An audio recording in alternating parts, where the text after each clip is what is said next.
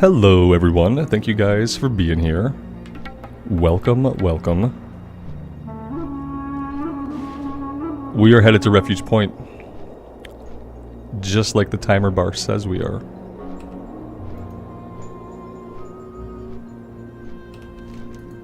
Because we are going to take on these two level 37 quests that we've been putting off. And as dangerous as this area is, I'm kind of hoping that having almost 10 levels on the guys here is going to help us out. Morning, Tim. Thanks for being here. So yeah, this is the plan to get us going today. Just knocking out these two low-level quests, and then we'll just have to... If we survive the cave and we don't get killed by a bunch of fireball wielders, then we'll go from there. Mark. Yeah. People told me about it, and then, like, unfortunately, I had a lot of time on my hands last night, and I had a couple of beers, so I watched Asmon's reaction to it.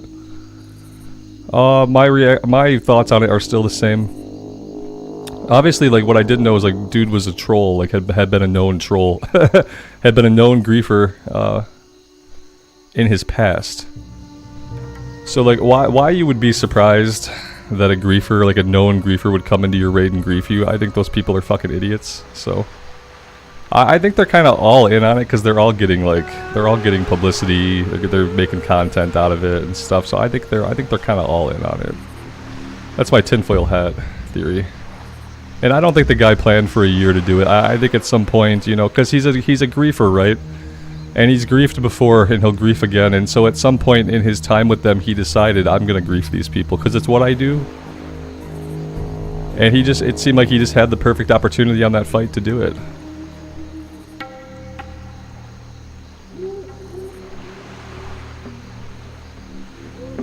Yeah, my thoughts are that the whole thing is stupid. If somebody intentionally griefs you in a hardcore raid, you just appeal it. You know, or you just fucking ignore it, you know? We're playing by self-imposed made-up rules. It was obvious that he did it intentionally, so I mean, just fucking wipe it and kick him out of the guild, kick him out of the raid, and go again. Who cares? It's fucking made-up rules, and you had somebody in your group who was clearly just out to screw everybody, so why would you even continue following the rules? Doesn't make sense.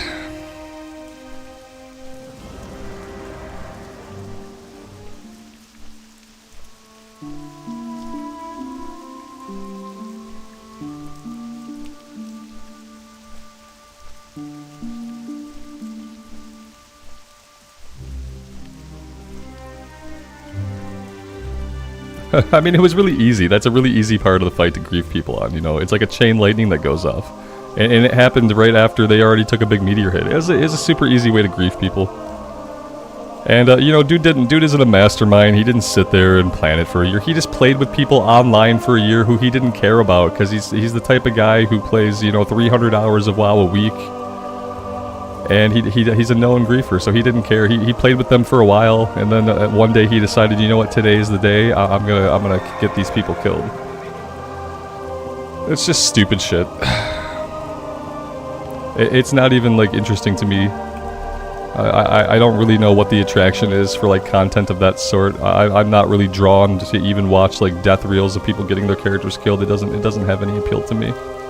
I'm not the typical YouTube watcher, so. Alex, good morning, man. Thanks for being here. I wish it was. You know, when I watched Asmon's video, I was hoping it would actually be something interesting, but it was just a dumb griefer griefing some dumb people. And I just thought to myself, well, that figures.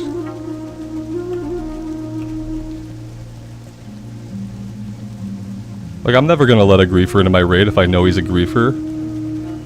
Because no matter how cool he is at the moment, like, it's going to be the same. Because people who are like that, they get an acute pleasure out of griefing people. It's why they're playing the game, you know? There's no new leaf for someone like that to turn over. They're just the same leaf. You're going to turn them over, they're going to be the same color on the other side. Yeah, the people in the guild, he'd been a known griefer before. And so they knew that he had been a griefer before. And so that's what I mean, that they're all fucking stupid. And if that's why I kind of feel like they're all in on it. Like, it's just for content, it's just for clicks. It's just so the guild master can go talk to Asmongold live on his channel, you know? and get all those clicks. Because it just is, it's just so stupid. It's all it is. Yeah, he was just like, I'm changed, I want to raid with you guys. And that probably was true when he said it. That's the thing about people who are griefers, is like, that dude probably genuinely played with them for a while. He was genuinely who he was, you know? He wasn't hiding who he was. That's why people tried to come in yesterday and tell me he planned it for a year. In secret, he was like a spy. And I said, no, he's just a dumb fucking idiot who griefed a bunch of people who were also dumb idiots. Because they let a known griefer into their raid.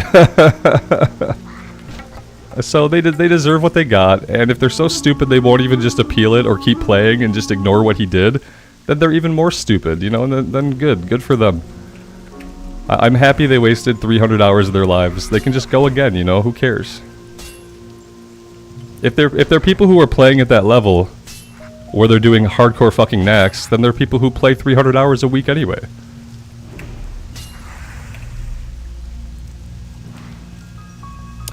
D-John, I'm so bad about warming up these days. All I do to warm up, man, is I just do a couple sets of what I'm gonna do, and I do lightweight. So I just work through a couple of the sets that I'm gonna do. I do super lightweight, just doing the motions, and that's all I do to warm up these days, man. I am not at a point in my life where I take the shit super seriously, because, you know, I'm gonna be 40 this year. I've been doing it for like 20 years, so when I do my workouts, it's just like kind of like part of my day. It's like doing the dishes, kind of, or like vacuuming the floor, or clean. It's just like a part of my day that I do, and I don't put like a lot of thought into it these days. I have a routine that I run that's like my maintenance routine. It's really simple. The workouts are like 40 minutes, and it's just done.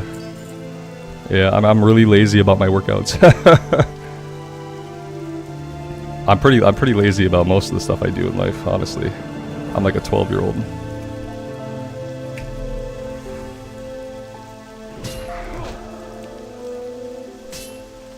My 40 is like 30. Yeah, I get it. That's what happens when you work out for a long time, honestly. It's like, you know, it's what happens is like, if you work out and you have muscles for a long time in your life, like your body's gonna be physically younger than it would otherwise be. I mean, yeah. You know, my body feels better than it ever has, because when I was like a teenager, I was just like super skinny. I was hypoglycemic. I was probably weak all the time and tired feeling like. Yeah, I feel great, but I don't push myself these days. Cause I figure I got to my age, and I used to lift really heavy, and I never had an injury, so I never really hurt myself, and I got really lucky. So these days I don't push very hard. I'm looking for the special tree. There's I can't see anything because of the rain. There's a special tree, and that marks where we can get back to this stupid cave. I can't find it today for the life of me. We're too far north. Yeah, it's down here somewhere. Age is just a number, Monica, but eventually the human body will fall apart on you if you don't take care of it. That's the shitty thing. It's like you don't have to take an injury. You don't have to have anything happen to you, but like the little bindy bits that hold your meat flesh together, they loosen with age. Unless you take steps to like rectify that. I don't know. I don't know. To each their own. I plan to, you know, I'll probably, if I'm really lucky, I'll just be in the same physical state I'm in until something takes me out of the world. That's kind of my hope, is I hope I can always jump a fence. I hope I can always run around the block. I hope I can always shoot a basketball until something just flat out takes me out.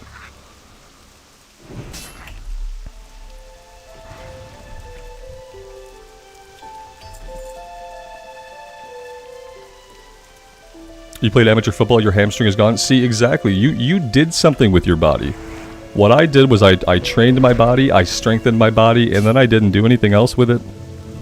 I just kept doing that. And then I just got more and more careful with doing that as I got older. So like I never trained my body and then went and did a physical task or sport with it, because yeah, that would have been how I hurt myself for sure.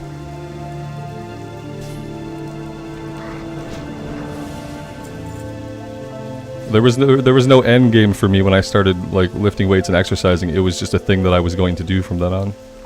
It didn't have like an objective or a goal or a purpose outside of itself. Whereas yeah, I think a lot of people when they work out, they're training their bodies for like a sport or an activity or a marathon or something like that. I was just training my body to hold itself together. That was it. I don't play standing. I'm sitting down right now. Yeah, I get that question all the time. I have decent posture, or it looks like I have decent posture. My lower back feels like a little pinched right now, so it's not great posture. Two of these guys here, we got one of them is a surveyor. I'm pretty sure he's got fire magic. I'm pretty sure he's the fire guy. Oh no, he's shooting ice. Okay, ice is better than fire. I'll take ice.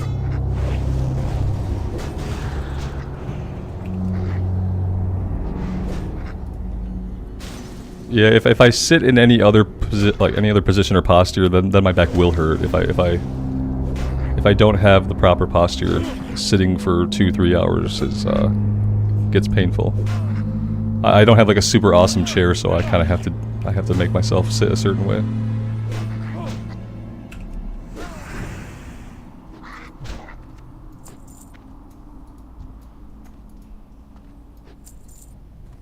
The posture gets a little bit easier with core muscles. If you do like deadlifts and you do some sit-ups, you got decent core muscles, then the posture gets a little bit easier to maintain. It becomes less work. If you find a position that works for you, it becomes less work if you have core muscles.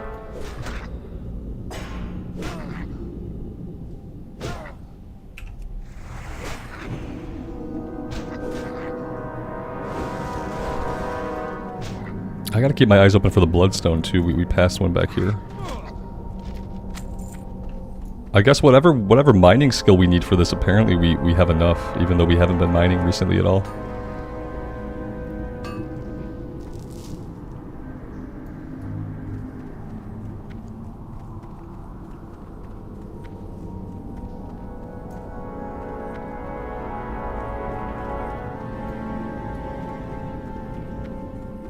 Character had back pain in sitting, and it was due to anxiety. Yeah, I mean, when you have a lot of anxiety, it's not addressed. It like tightens up every muscle in your body, and so that really doesn't surprise me.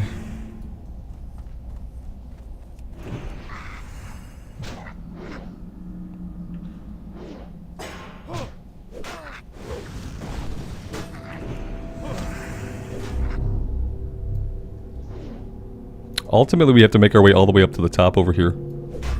That's where we're turning in one of these. Probably get full mana back here would be a good idea. I haven't been on the character in a few days, so I'm bound to be a little rusty. I'm hoping that taking these guys on at a low level is fairly safe, even though we're in a cave. Anxiety is the black lung of the 2020s. Yeah, it's been like longer than that. I too suffer from like anxiety, you know. Different kinds of anxiety in different situations, but yeah. D-John, thank you, man. I appreciate you being here.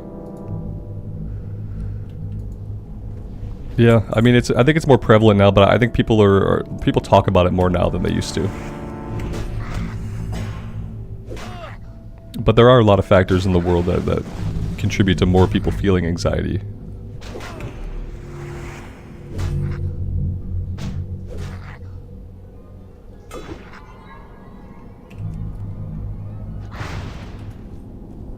A lot of the anxieties I had in life, I had to get over them. Like speaking in front of people, I started teaching classes, and being a training developer, they wanted me to teach the classes, not just write the materials. So it was like if I wanted that job, if I wanted to write for my job, I had to teach as well. So I had to figure out how to stand in front of people and talk to them and teach them things and interact with them and show them stuff. And it was a lot of stuff to learn in a short period of time that I was super uncomfortable with. But eventually, I loved being in the classroom, teaching people. It went from something that I was super anxious about and did not want to do, and didn't think I was very good at, to being something that I loved doing, that I ended up having some skill at.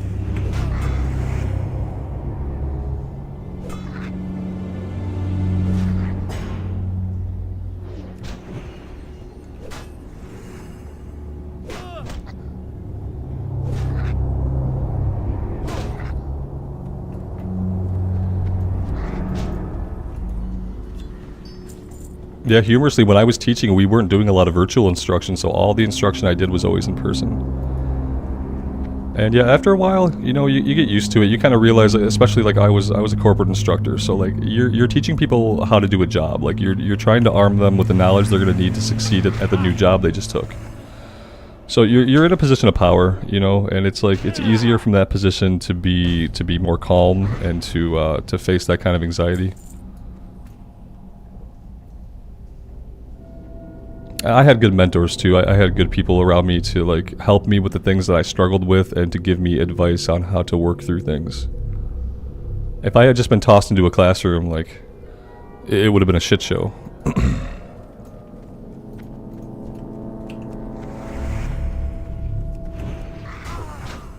And then I got really lucky, like the curriculum that I would teach would be a curriculum that I wrote and put together myself, so I was intimately familiar with what I was teaching.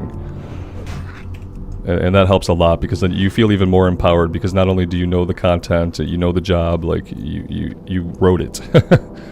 And so it puts you in a good spot.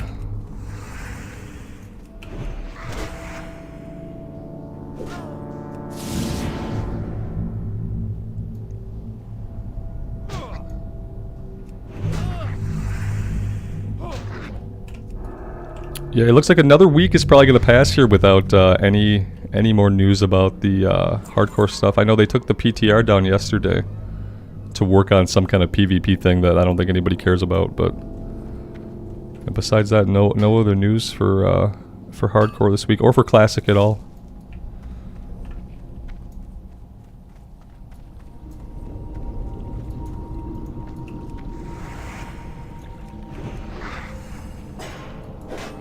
Kind of wondering if we're gonna get a Cataclysm announcement at BlizzCon, because it feels like that's what's coming for Classic. Unfortunately, it doesn't feel like any like awesome ideas are coming. It feels like we're about to get like the typical news we would get at a BlizzCon. What's in the chest? Let it be a blue one-handed mace. That would be cool. BlizzCon's not going to be till November. We got a blue! It's not a mace, but it is a fucking blue. And so I just manifested that. I'm going to take full credit for that one. Blue leather boots. WTF BBQ. Why could not it have been a weapon or at least a piece of plate? Yeah, it felt like a chest there was going to be a blue in. That's the second chest I've looted a blue from in my 20 years of playing the game. Yeah, I wasn't specific enough. I thought I was being pretty specific, but I guess I needed to wait a second to open the chest. The universe got, like, the blue part, but it didn't have time to work on the weapon part. Yeah, damn though. And so what happens is, like, every time I get a blue that's not something we can use, it's just, like, less chance of us ever getting anything we can equip. We got those 2 blue caster offhands, the same one from like the Badlands, now we got these. It's like, okay, so what you're saying is I'm never gonna get a blue or epic that I can equip. Okay, great. And the worst part about it is, like, you know, if this were the official hardcore servers, I'd take these bad boys to the auction house and I'd make myself like a gold or 2. But I can't do that here. I'm gonna vendor them. And it just feels bad. It feels bad. The auction house is at least like bad luck protection, so like you get a blue that you can't use and you sell it.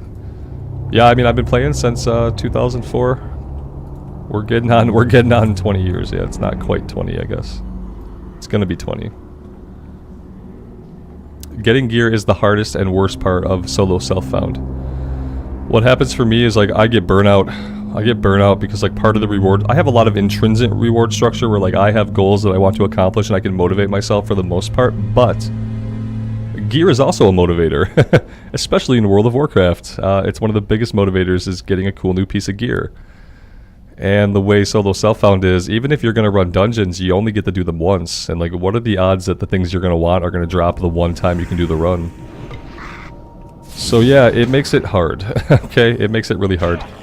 And you get fatigued because like I've been using the same weapon since like level 39. It just gets really tiring to like just know, you know, there's never an upgrade coming for you. You know, there's never an upgrade coming for you because you can't go buy one. You can't farm a dungeon for the one that you want. See, I don't quit playing, but what I do go do is I'll go play an alt. You know, like that's why we got the warlock going. The warlock is so this guy can get rested and so that I don't have to really struggle as much with the level 40s burnout.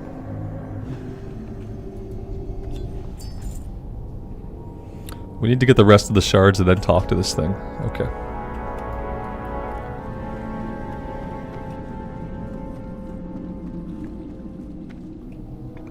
James, me too, man. Yep, I'm really happy that we'll be able to do those things. Holy Guyver, welcome to the stream, man.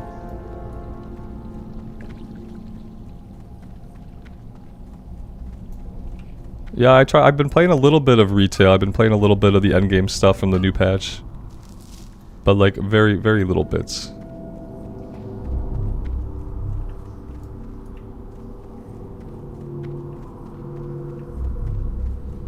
Rexgar, you never got a blue in Classic? Damn. That's rough.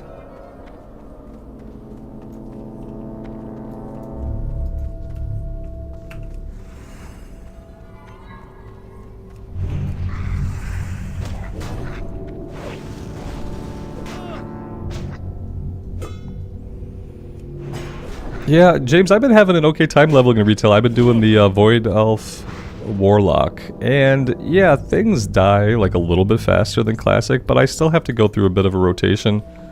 I'm just leveling in old world content. Like I've been leveling in Stranglethorn Vale. And I don't know, yeah, things don't melt super fast. I'm not unhappy about it. The way I think about it is this. There are two types of hero fantasies. There is the high-powered hero fantasy, and there's like the low-powered hero fantasy, and they're both completely different. And so Classic and Retail embody those different hero fantasies. So they're very different games. In Retail, you're a high-powered hero. You know, you're gonna get to a point where you're filling in huge-ass spells that deal tons of damage. You're gonna kill things. You're gonna kill an average mob in like maybe 3 to 5 casts, 3 to 5 hits, whatever your class is. And then on the other end, like Classic era is like a low-powered hero fantasy where like, yeah, you have some powers, you're not like your typical farmer guy, but your powers need to grow over time, it takes you a long time to get them, and ultimately, at the end of the day, you're not super strong, you probably don't want to take on 3 enemies at once. So it's like a different type of hero fantasy is how I've come to look at it.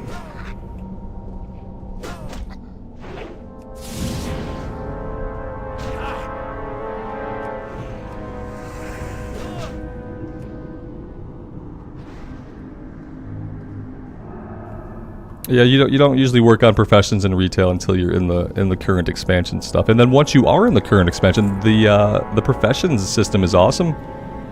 In Dragonflight, I really like all the changes they made to it. But yeah, there's absolutely no reason to level up professions while leveling up in retail, and also like you can't even do things like buy food and water while you're leveling, because like the food and water you can access while you're leveling up, it doesn't even fill like a fraction of your HP and MP. So even those few times when you get yourself in a spot where you don't have a lot of HP left, like there's really you're not going to be able to go buy food from a vendor. It's really weird. So yeah, there are parts about it that are strange, but I mean I like the retail experience because it is so very different from Classic era. You can play it and you feel like, you know, you're playing the same game, but it's totally different.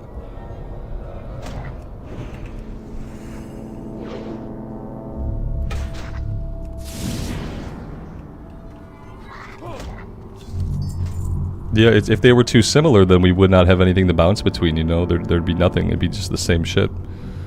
The only version I can't play is I can't play Wrath anymore because to me, Wrath is a completely dead game. And I wonder, like, to me, there's nothing to do in Wrath except for raiding, and I don't want to raid because I've seen all those raids hundreds of times. And like, there's like, in Wrath, like, you can kind of like do some collections, you got achievements and stuff, but like, if you really want to do achievements and you really want to do collections, you probably want to do stuff like transmog and stuff, and you're going to do that in retail. You're not going to do that in Wrath of the Lich King. So it's like, I wonder, like, I can't imagine that the active player base of Wrath is incredibly high compared to other versions of the game. I really wish Blizzard released like actual numbers for transparency so we could like see stuff like that. James, Wrath is literally dead. Yeah, Wrath isn't necessarily in a bad place. Wrath is in the only place it can go because it's Wrath. So like, the content has to come out. They can't make more of it. They can't give you like a Wrath Classic Plus because they can't charge you for it, and also they don't have a team of developers who actively work on Classic. They got some guys who push the buttons and pull the levers when stuff needs to happen. You know, and they tried to do a little bit for Wrath. They put those Titan Rune dungeons were an okay idea. Like, that's fine. Titan Rune videos or Titan or video. I read the word video over there and just put it right into my mouth. Thank you, Dijon. You put the word video right into my mouth. The Titan Rune dungeons are fine, but ultimately, like, how many 5-mans can you run? Especially, like, they put those in, but they don't have looking for dungeon tool. And I feel like those things would have paired really nicely for like the solo community. Like if you could solo queue for a Titan Rune dungeon in the LFD and it would teleport you and your group to the dungeon and you would all know that you were doing a Titan Rune. There would be no discussing and debating. There wouldn't be the one guy over here who's not clicking the Titan Rune because he thought it was a normal heroic run. You know, if they eliminated friction, I feel like more people would engage in that 5-man content since it is like good gear. But like ultimately at the end of the day, who cares? What do you need the gear for? Are you gonna go do a raid? Okay, cool. So you go do the raid, you beat the bosses, and then what? Like the characters to me, they don't have a future. There's no future in the game. You know what I mean? There's nowhere for any of it to go. So yeah.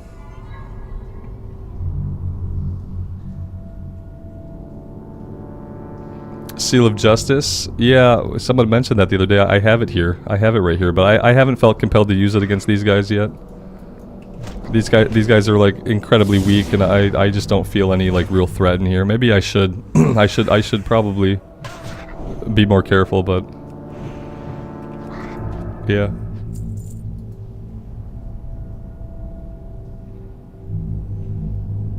Yeah, the tracking transmog thing that they added is really cool. That's like, for someone like me, that's like the biggest barrier to like going off and collecting a cool set of gear, is that like I don't know where all of it is, and I hate looking up guides on Wowhead. I hate looking up shit for the game outside of the game. So the fact that you can like track a cool set and now the game will guide you to where you can get those appearances, I think that's fucking awesome. It makes me want to get interested in transmog, and I typically don't care about transmog. I'm typically fine to let my gear look like whatever it looks like, but yeah, they're putting a lot of cool stuff in the game for people that want to go collect stuff.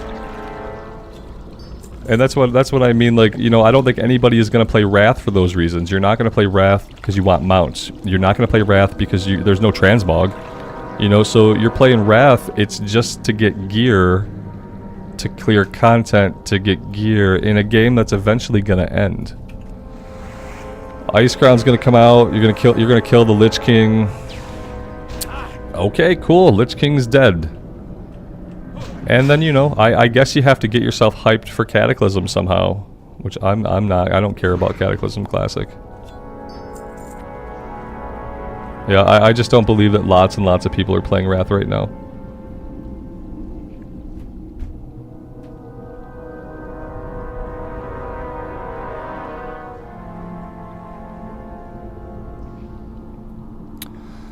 Ralph, and I have the wrong number in the episode title. That doesn't surprise me. Yeah, I'm not surprised by that. I appreciate that. I'll get it fixed. I'll get it fixed for the playlist when it goes into the VOD playlist. I'll change it later. Appreciate you. Whitney, good afternoon. Thanks for being here.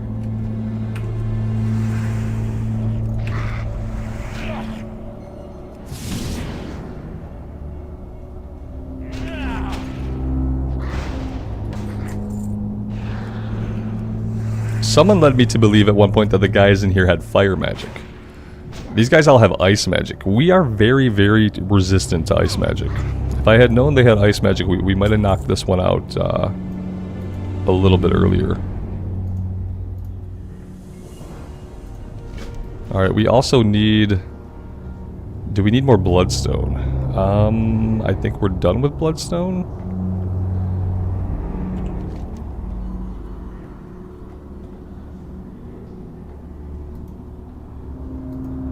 Yeah, we're done with Bloodstone.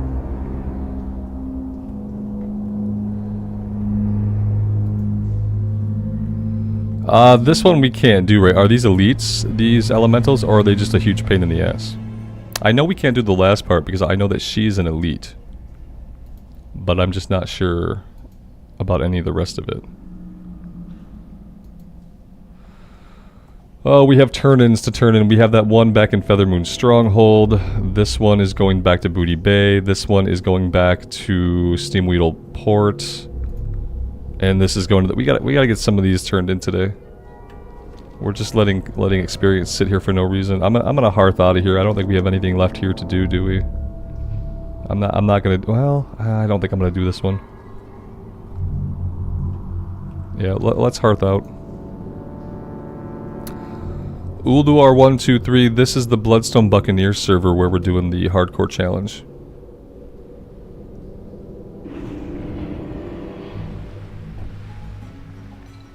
Alex, yeah, gear score fucking sucks, doesn't it? I eventually did install the gear score add-on. I got lucky enough early on enough to get into a couple of Nax runs where I basically got fed gear for some reason. Like, nobody wanted the gear, so I got a bunch of pieces, and I managed to just by sheer happenstance get my Paladin's gear score to a point where I got to do one Ulduar run. And that was when I was like, yeah, I don't care anymore. Which sucks, because like as far as like systems and classes and like the leveling pace, I really like Wrath a lot. It's just that ultimately there's nothing really for me to do at endgame. I guess there doesn't need to be, you know, what you used to do at endgame was you got to endgame and then you raided or you PvP'd or you re-rolled. Like, and that was fine, you know. What's up?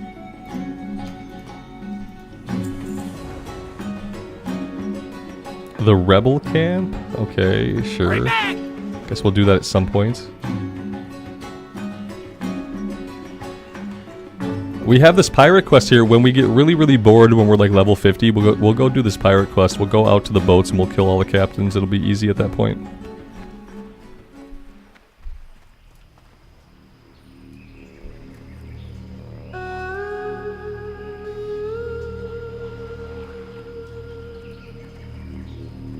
Whitney, that does sound cool, the Lightforge Draenei lock. I saw a Tauren Warlock in Stranglethorn on my Warlock the other day. That looked pretty cool too. I really like that they're opening up the race class combinations like that. It's awesome. Wrath though, like, yeah, I mean, Wrath is a break from the grind, but I'd rather go play retail. Like, if I'm gonna take a break from hardcore, basically, like, I'm gonna go play retail. Because at least the shit I do in retail is cumulative. The shit I do in retail is gonna carry forward into the future. Even if I don't do a lot, like whatever I do, I'll get to keep my progress basically. Whereas like I classic ends eventually, you know, classic ends.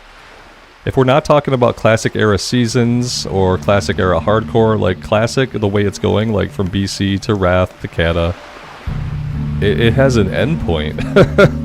It has an endpoint. You know, we're not going to be sitting here playing Battle for Azeroth Classic in 6 years from now. That just isn't, it's not going to happen. Wrath is literally the dead version of retail. Yeah, kind of. It's like, it's closer to retail than it is to Classic era, but it doesn't have a lot of stuff for solo players to do at endgame. It's in a really weird spot, and I think that weirdness is, if they continue to push... And if they put out Cataclysm Classic eventually, they're going to keep seeing huge drop-offs in player numbers. And they're going to realize that, like, you can't just keep re-releasing the fucking expansions. I don't really think that's what anybody wants. And since they're not going to make new content, and they're not going to make different expansions of new content, then they should probably just stop. What they need to do is they need to focus on classic era seasons and what kinds of things can we do in a season to make it super fun. Can we do some talent tree swaps? Can we do anything for the classes? Can we do anything with the fixes in the world? Like, what can we do to make seasonal stuff? I just saw the giant centipede on my wall. Okay, he's hiding behind my soundproofing. Totally fine. Yeah, totally fine. It's fine. We're gonna keep going. Yeah, they need to focus on seasons of classic era, and they need to have a team of really imaginative people on that group, and they need to let them off the leash and let them do like really cool stuff. They need to look at some of the private server stuff, and they need to just do stuff that they're doing, but do it better. Basically, steal all the shit from private servers, and then just do it better, and weave that into seasons of classic era. And that's how you keep Classic around for a long, long time. I swear, so Big Bad YouTube is going to hide my videos from suggestions. Only if I say the F word in the first 2 minutes of the video. Yeah. It's fine.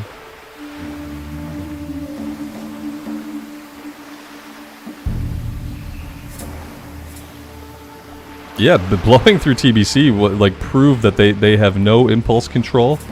It proved that there's nobody in charge who cares about the longevity of Classic. Yeah, that's what it proved when they just were like, okay, Shadowlands in the toilet. Everyone hates retail. Let's drop Wrath right away.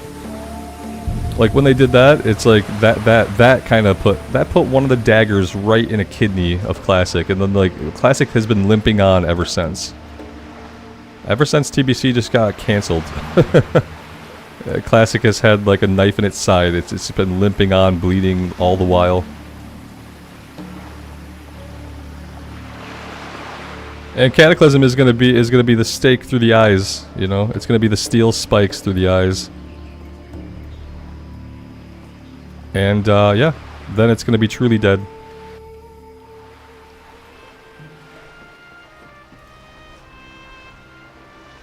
Yeah, I think Cataclysm is fine for what it is. It just isn't Classic anymore. Didn't the talent tree revamp happen in Cataclysm? Didn't we go to like just like the 6 talent choices you got, like at 15, 25, 30, some shit like that? Is that what happened? Or was that like later that we got that? I can't remember when we did the talent revamp. But yeah, if you revamp the talent trees and you revamp the classes and you revamp the old world, then we're not talking about Classic era anymore. So yeah.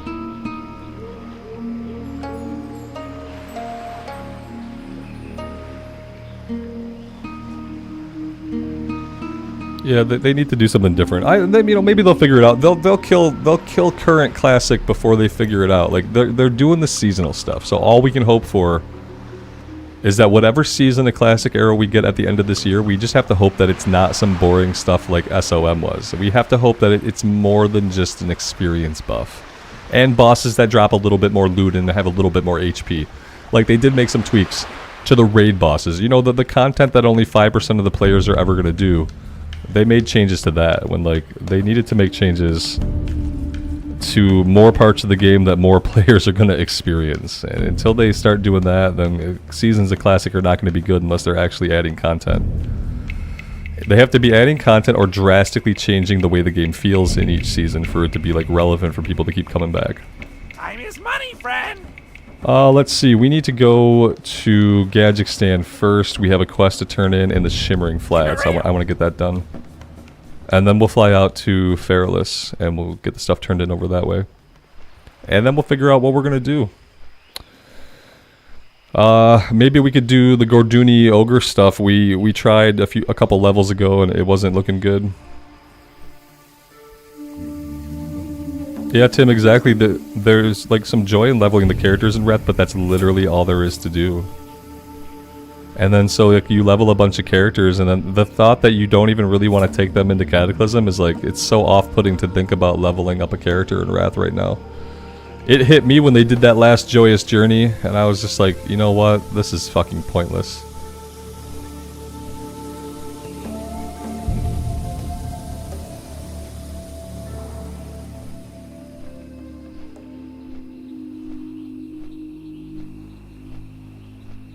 Because yeah, the journey in Wrath is good, you know, it doesn't take as long as Classic era, but it still takes a long time. So it's not like the hyper shorter experience you get in retail. I feel like retail leveling without the experience buff is fine. It gives you enough time to learn your class. You get into a couple of situations where you have to find some of your oh shit buttons over the course of your leveling, and I feel like retail's fine. But Wrath still gave you that big long journey. It just didn't stick you in the old world as long as Classic era did, so it felt a little bit smoother for a lot of people. And then in Cataclysm it gets even easier to level. I remember Cataclysm was the expansion where I had every class at level 80 except a rogue and a warlock I didn't have, because I didn't like pure DPS classes back then.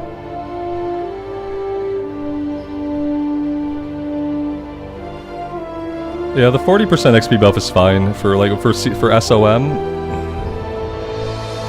Yeah, I don't really want an experience buff with my seasonal Classic era, but I understand that like a lot of people have less time than I do to play. So like yeah, 40%, but what happened with Season of Mastery, if you remember, is that it wasn't just a 40% experience buff. It was eventually a 100% experience buff. I remember I logged in one day, we were working on a Tauren Shaman in SOM after the Warrior had hit 60.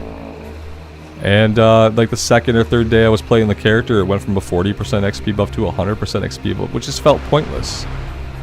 I'm like, oh cool, so I can rush through this journey to get the character to endgame to basically park it after a couple of 5-mans. It just made the journey feel pointless when they sped it up that much. So like 40% I can get behind, it's still, you're still in the old world for a long time. But I don't want to see something as big as like 100% XP buff for classic era seasonal content.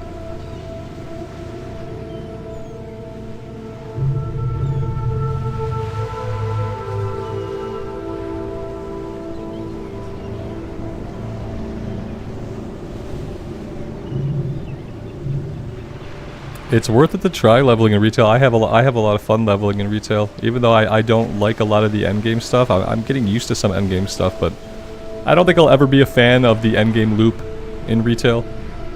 But at the same time, it's enjoyable to level up through any of the old world zones and just level up a character class. And then the hope is that like someday they will make endgame be a way that I like it. Which it's not right now. There's endgame stuff that I do like, but it's not all like that. You know, there's a lot of filler, a lot of fluff, there's a lot of currencies that I can't stand. Even micro events like the Fire Wreck event has its own currencies that you have to like use and unlock this. That gives you a different currency. Then you go unlock this. And it's like, okay, even your events have currencies within them. That's kind of crazy. But when you're just leveling up, you don't have to deal with any of that stuff. There's like zero friction to level up a character.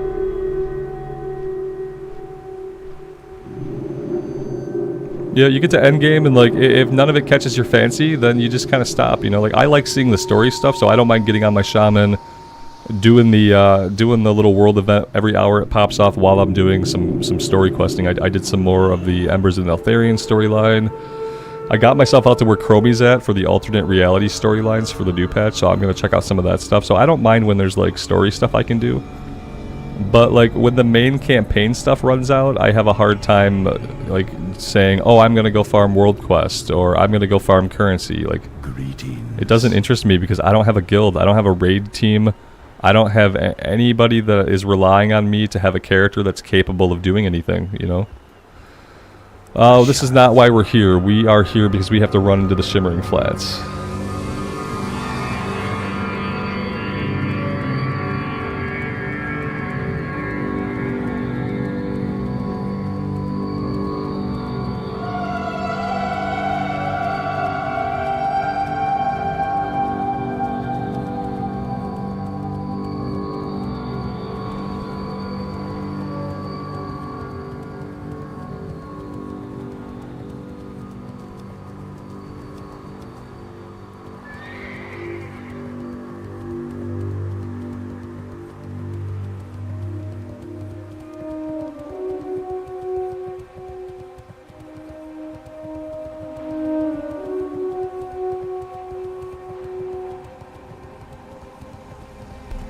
Are we doing any dungeons on this character? I haven't yet, no. I mean, no one's gonna want to invite me as a DPS paladin anyway. At this point, I wouldn't care about doing runs, but the thing about it is, like, there's no one doing runs, okay?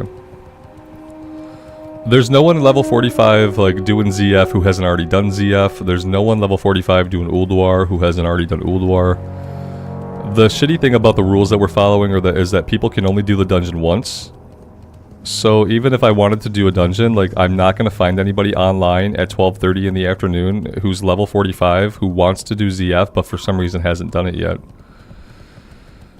You know, on the official servers, they're solving that. We can do the dungeons once a day, which is amazing. You know, I could look right now and there'd probably be people that want to do the run. I would still be a useless DPS pally, which nobody wants, you know, so I probably would never get into a group, you know. I had thought about tanking, and for a while we were just waiting on getting a good one-hander, and then we never got a weapon, and we can't buy one on the auction house. Talk to me. So Off with you. that kind of put the nail in the coffin for doing dungeons on this character when we could not tank.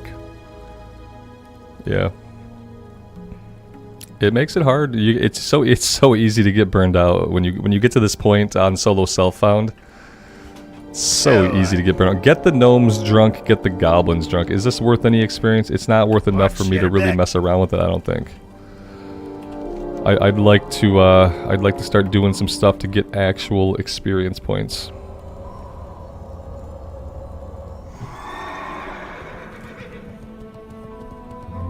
Paladin's the only way you can play hardcore without too much stress. I never have a lot of stress right up until the moment I die, so I think stress is in the mind of the person who's playing. Like I've gotten tons of characters killed, but I never felt any stress right up until the moment when we were dead. You know, then it was like, oh, and then there wasn't even time to feel stressed. Then it was like, oh no, oh no, oh no, we're dead. Yeah, I don't get stressed out playing this game. Everything about the gameplay is super easy. It's just that like you'll get yourself into a position that's more than the character can handle. But it's not like it's hard. It's not like a Dark Souls fight where you're like having to dodge and think about stuff. It's super easy to play it. If I felt any stress in like average moments of gameplay, I probably would not play this game mode. Retribution Paladin and Discipline Priest they'd be unkillable for sure. That sounds like a good PvP combo. Classic era PvP. Yep. Yeah, you guys stress a lot more than I feel like it's unfair almost, because I put myself in positions that I don't care about, I have no feelings. But I do feel like I stress you guys out sometimes.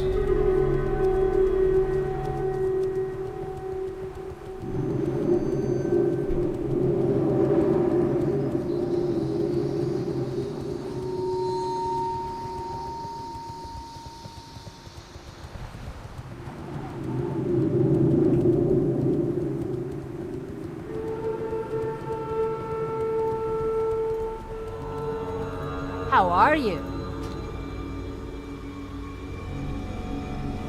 See you soon. We could turn in the Lord Shishomaru quest now too. I forgot that we completed that quest in the cave with the Naga, but we never turned it in because I had to hearth out. We'll get to turn that in. JBG, the game looks barren. I mean, the landscape looks barren. We're playing a hardcore, man. There are no people survived this long. So yeah, there's nobody here, but it's like a rite of passage that I earned. I earned the zones to myself because I got to level 45, and like nobody really makes it to level 45. So yeah, the zones are going to be empty. This is not a typical version of WoW Classic. If you were on a normal Classic era server, there'd be tons of people around. But we're on the server where when you die, you delete your character and you try again.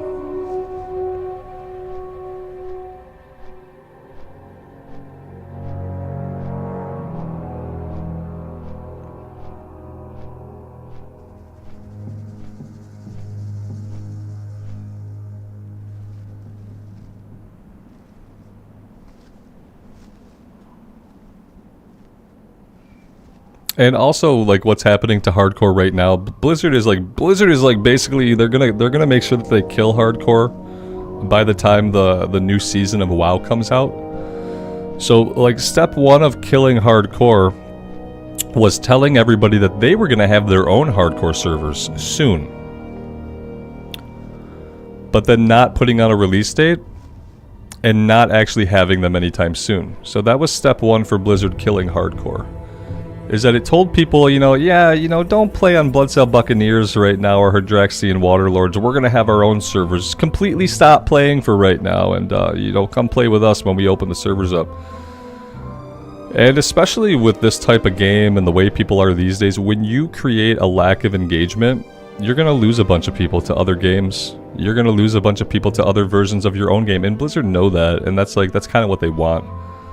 They wanted to try to lose some people. They were hoping people would go back to retail and play the new patch, right?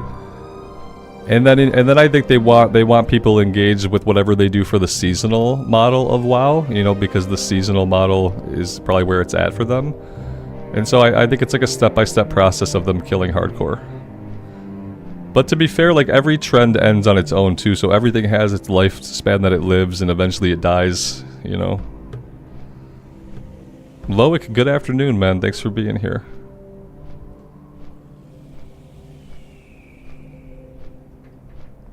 And so yeah, what we have right now is like a lot of people die, and then they're like, damn, I'd like to play more hardcore, but I gotta wait. I gotta wait for the classic era servers to come out. And so then you see a huge drop off in people playing the game. That's why when we're on the Warlock, even in the starting zones now, like it used to look like launch day every single day on Bloodsail Buccaneers. Every single day, if you made a new character, it was going to look like launch day. Because people were excited, they were hyped, they were having fun, they were having a great time. And then Blizzard's like, we're gonna have our own servers coming in the summer. And people were like, summer? It's June right now. It's gonna be summer soon. And then yeah, we're gonna get the servers on September 18th. which will still technically be summer. So they have not lied to anybody. But by omission, they probably misled a bunch of people into thinking that the hardcore servers were gonna be like a July or August thing when they're not.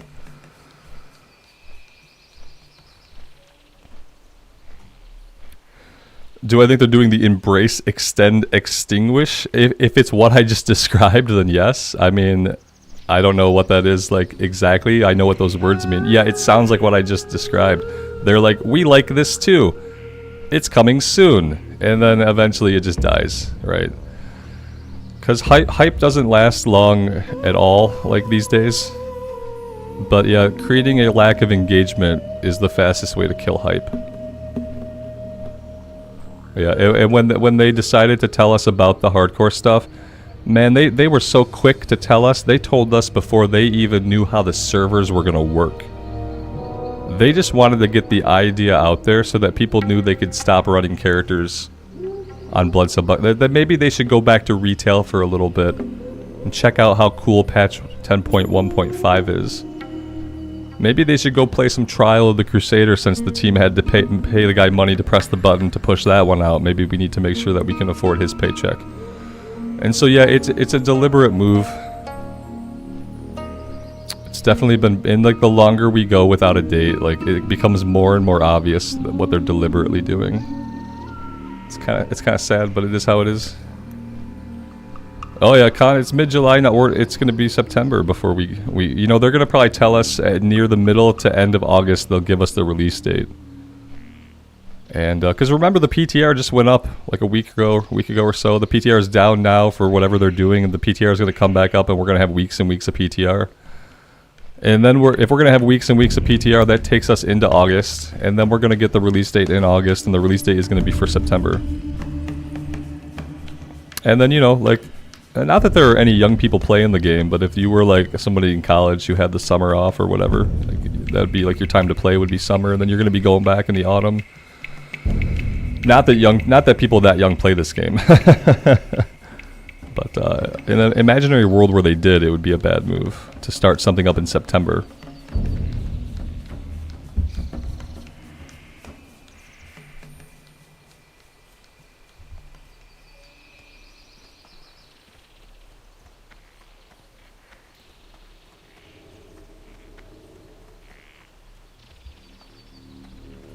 Hello. Yeah, then David, that does sound like kind of what they're doing, but not exactly.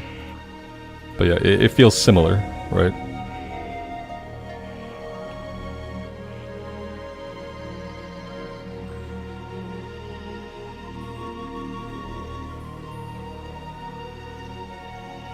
Your brother's girlfriend, or your girlfriend's brother is 17, has no clue what the game is. Yeah, I wouldn't expect someone that age to even know what the game is at this point. Absolutely not. I don't even think it's not even in the top like watched or engaged with games like on Twitch. When you look at like the most popular games on Twitch, I don't even think it's there. I don't really need this plate. This plate's kind of stupid. This plate's kind of stupid. It looks really cool, but it's stupid. Go in peace. So there's that.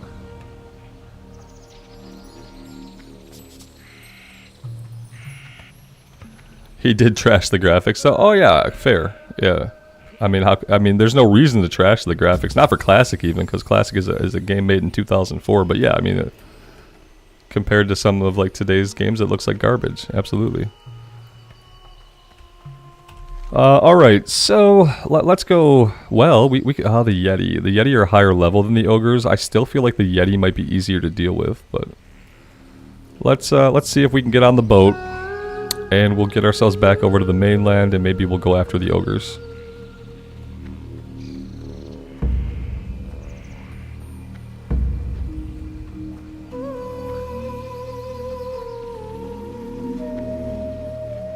Yeah, I don't know if they'll ever shut it down, Auntie, but I do think that, like, especially, like, the money-making people, they would much rather see a player play retail.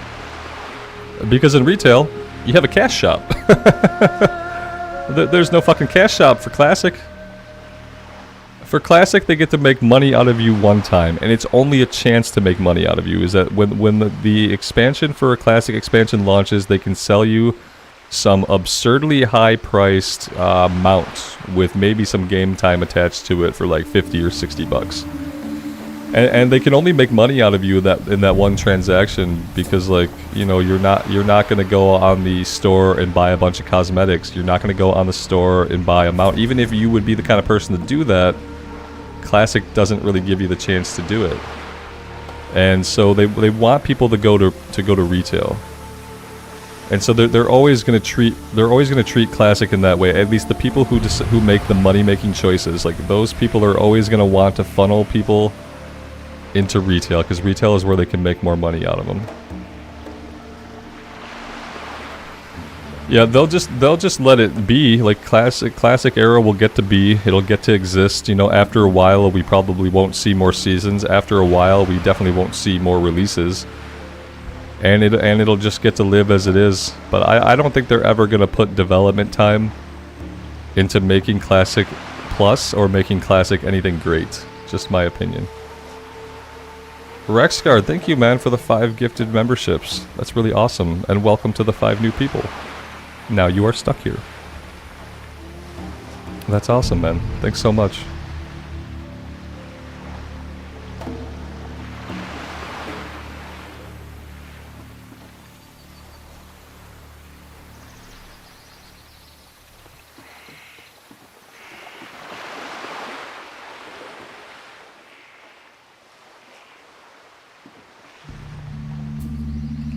I'm not convinced that waiting for this boat and taking the boat is any faster than simply swimming. Greylegs, good afternoon, man. Thanks for being here. I appreciate you.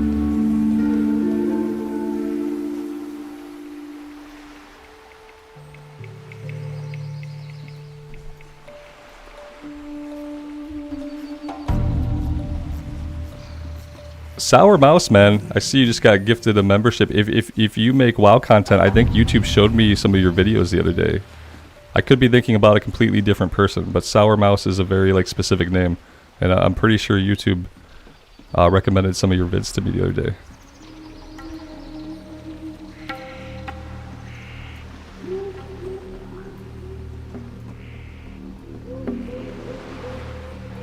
Blood Moon, thank you. Yeah, we're gonna try to be safe. I've already been in a cave though, so I think some people would question like how safe I'm being.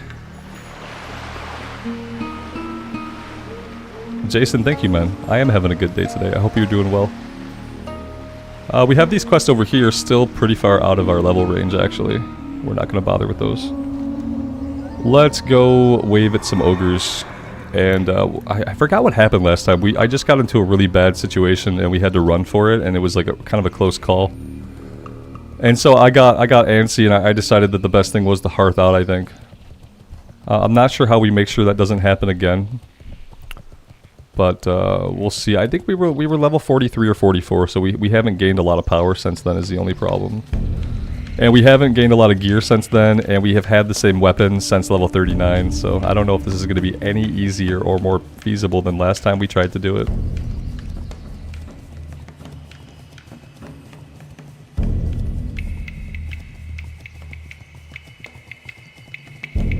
Yeah, the Pally's alive and well. The Pally just has to rest a lot these days because the Pally has to have rested XP when we play him.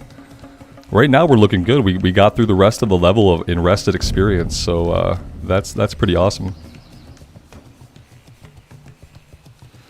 Clint, is there a way to go full screen and still have access to chat? That I'm not sure. And if there was, it would probably depend on the device. Like if you were on a PC, you could probably go full screen. You could pop the chat window out, and you could like move it over to a second monitor. But on other devices, I am not sure.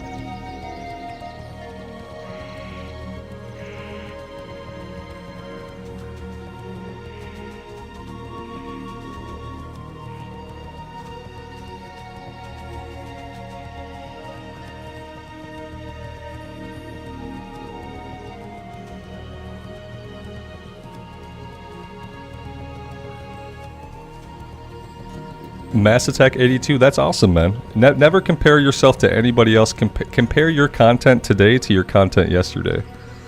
Like, always do stuff to improve your content, but don't compare your content directly to anybody else's, especially when you're first getting started. Especially if you don't have all the equipment you know you want to have in the future. When I started my channel, I started with an over-the-ear gaming headset, a really shitty computer, and like a really bad recording software. And the publishing software I used was shit that I used from work. I you know, as a training developer, I would make training videos and stuff. So the only software I knew how to use was the stuff I used for my job. But yeah, don't compare yourself to anybody else's content but yours, and just always make sure that you're feeling like you're improving.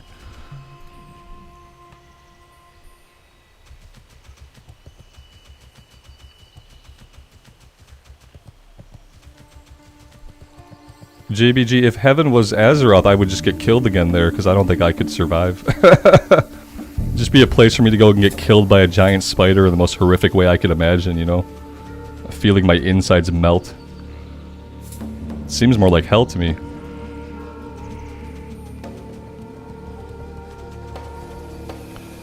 Alright, here we go. We're gonna fight some of these guys, and we're gonna try to pull carefully, and we're just going to hope for the best here. I don't have a lot of other quests that we can conceivably work on.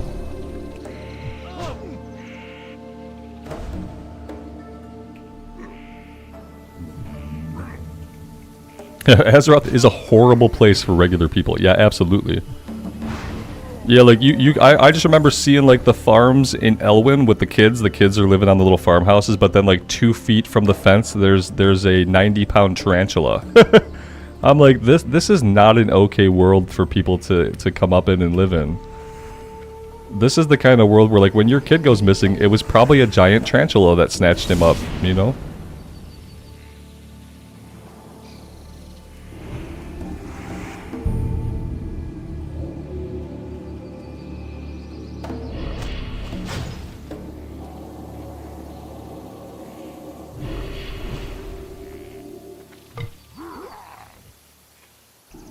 They made us really tiny, and unfortunately, in this case, size matters because we're losing strength and stamina, which are just kind of stats that we need to have as a paladin. We need to have strength and stamina, so in this case, size matters a lot.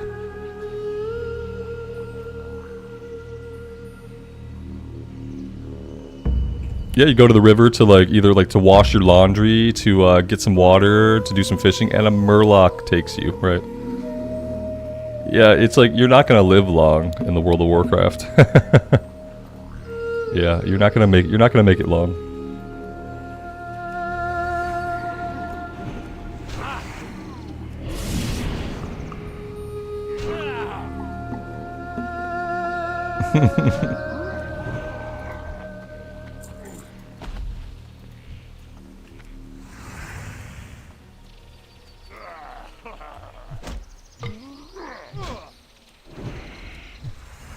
Tunerdale, thanks for being here, man. I'm still enjoying the Paladin. Yeah, sometimes I get fatigued because we don't have a lot of quests to do. We haven't really gotten a lot of gear, but I'm enjoying being able to continue his journey and knowing that, like, slowly but surely, even if it's really, really slowly, we're pushing forward, you know?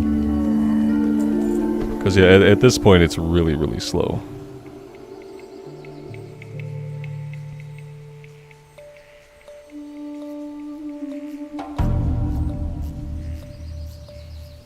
He's got bad knees, yeah. He is fatigued, yeah.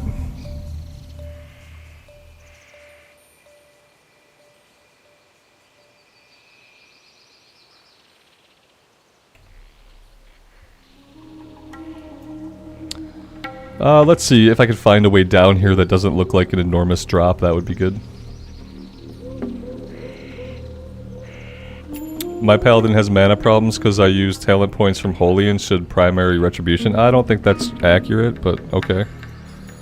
No, I absolutely need some points. With my build, I need these. So I don't know what else is in retribution that you think would make us more mana efficient. We are taking the points here that are trying to make us mana efficient, so that's what I can do to make us mana efficient. But I don't think I've missed anything in the ret tree that would make us more mana efficient at all. The thing about it is it's classic, so the paladin's just kind of a mana hog the way I'm playing it. And the build I'm using is stacking holy damage, so we're using Sanctity Aura, we're using Seal of Crusader, and Seal of Righteousness just for like as much holy damage as... I have one wasted point. Which is Consecration. So yeah, technically I could have that 1 point in Benediction, but to be fair, it's not going to solve my mana problem, so I wish it was that easy. I appreciate it though.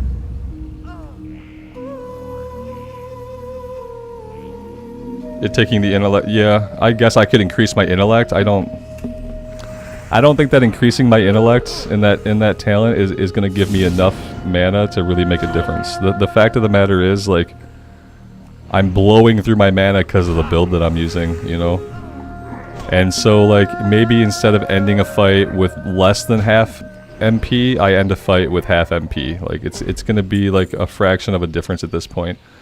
Especially because we're not stacking any intellect gear anyway. Like, we're not doing anything else to bolster our mana pool. Yeah, like, if I were gonna heal, then, like, absolutely, I could take this, right? But I don't think this is gonna make a huge difference for us. Yeah, that's all. I think that, like, the best thing for us to do is what we're doing. We're taking the points here. I need to get into Vengeance. I need to be dealing more damage, yeah. I just need to be dealing more damage so that shit dies faster, so that I'm not spending as much mana. That's really all that has to happen with our current build. It's just gonna take time to get there. Yeah, right, exactly. Clint, that's exactly right. That's exactly what I'm thinking. The only thing that's gonna make us more efficient now is more damage, so I absolutely have to keep saving up and just keep digging deeper into the ret tree.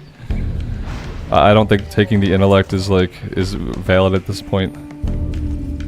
It might be with a different build, you know, like if we were gonna do like a Seal of Command build, then like sure, maybe I drop these points and I put them here, you know, and then that would leave us at the same spot in the tree. I could see a build like that, perhaps.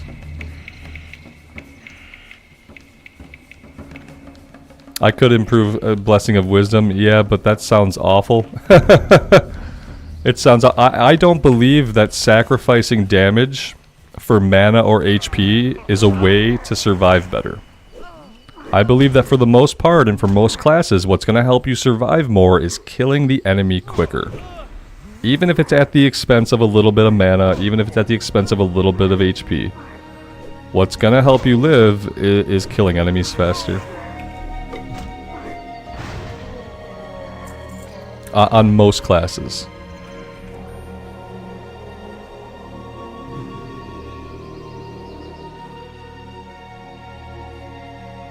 The longer an enemy's up and hitting you, like the more damage you're gonna take, the more time in the battle that you spend, the more shit can go wrong. Like while you're stuck in that fight, an ad could respawn, a patrol could come by, and we've had stuff like that happen.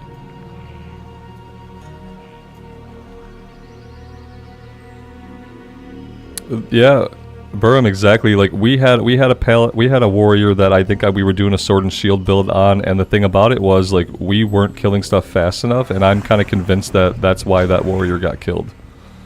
Was if I was like shearing through because it was clothies that killed us, and I thought like if I was just crushing these clothies, then you know it could have been a different story. But because we were focusing on survivability, well, guess what? There's no survivability against the caster with fireballs. Like, you can stack all the armor, you can stack all the HP you want. When a clothy starts hurling fireballs at you, you get a clothy added with some fire. The only thing that saves you is being able to run or kill it quickly. Especially on a warrior, I think, like, it's kind of like... You think, like, okay, sword and shield, I'm going to survive more, but you're not. You want to focus on dealing damage. On the warrior, like, your oh shit button is recklessness. When you're like, oh, I'm going to die in this pull, like, you pop recklessness so you can deal more damage. You know, they're hitting you and taking damage now. It's like, that's how you gotta play a warrior. And I feel like, to some extent, it's kind of true of most classes. Like, the more damage you can do, the higher your chance of survival is.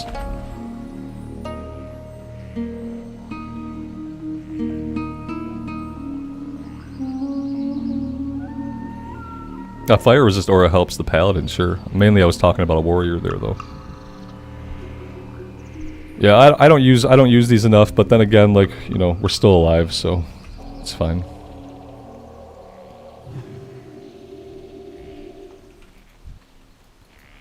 I don't need maulers. And there's no shaman up here where we're fighting, unfortunately. The shaman are all further to the south, I think.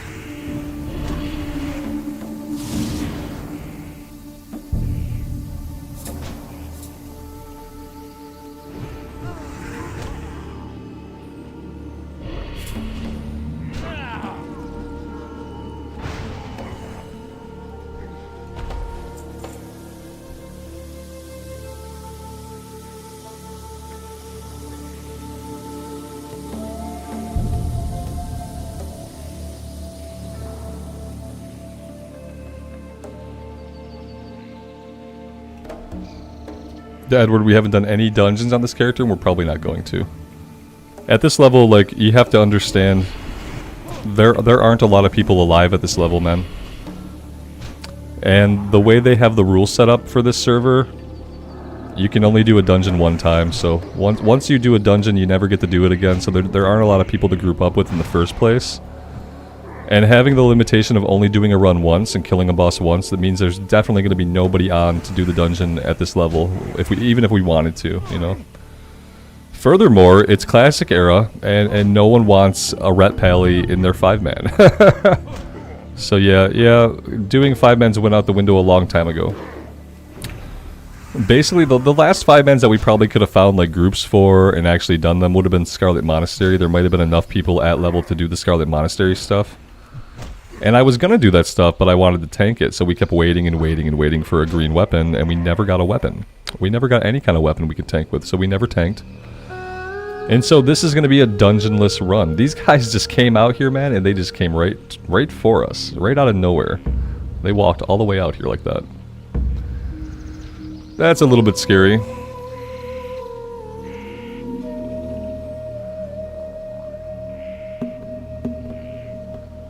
Yeah, Burhan, in Classic, you're going to want to level as a DPS spec. You're probably not going to want to level as a tank. You could level as a tank. It's going to be really slow kill rate, and you're not going to really be increasing your own chance to survive very much by rolling a protection spec while leveling. Not in hardcore, especially.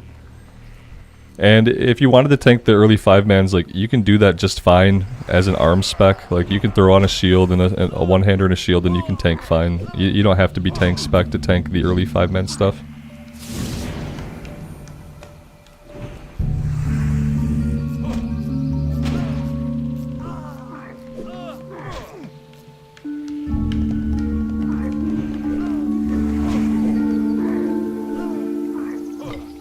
Yeah, Auntie, I probably could have bought a white weapon somewhere, you know, I just, no. No. I had a blue shield ready. I wasn't about to really care about going and buying a white weapon. It didn't feel right, so we didn't do it. It's fine. I don't have any big regrets about it.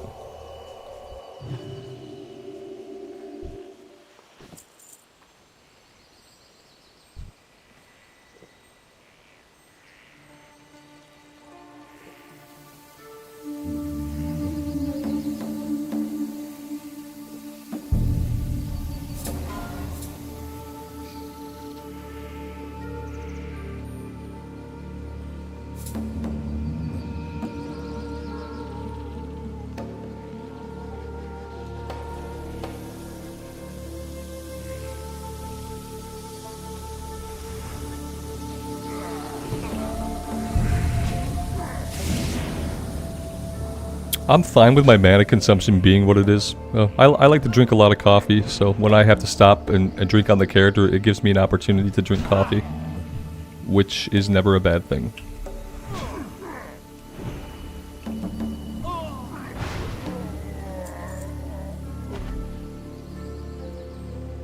Yeah, we need one more Warlock. Is this the guy I want to pull, though? I don't know. He's pretty close to these other ones.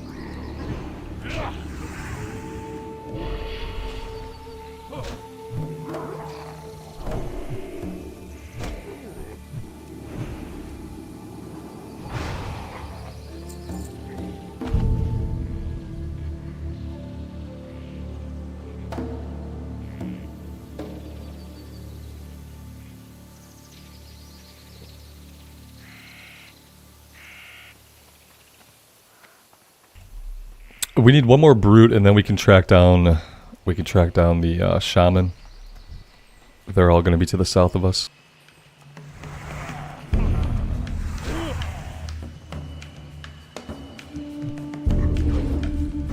Yeah, it's been really nice that we can get close to them and they don't pull each other. It's been kind of a relief.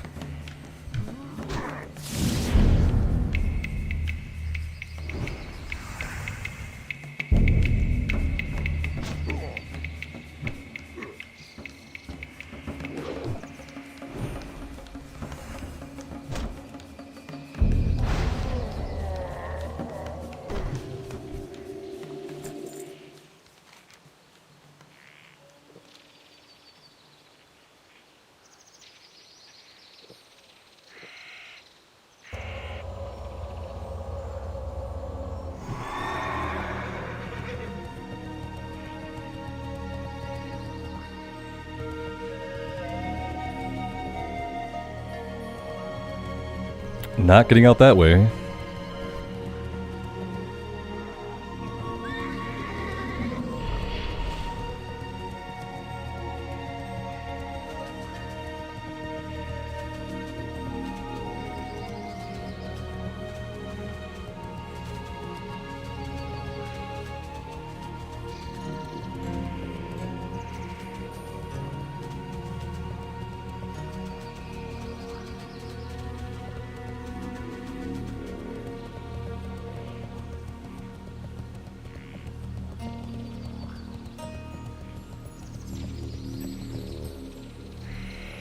Do I use Hand of Reckoning? Is that a taunt? I don't think we have that. I don't think we have it. I don't think we get it. If Hand of Reckoning is the taunt, I don't think we got that in Classic Era. Yeah, nope. Nope and nope.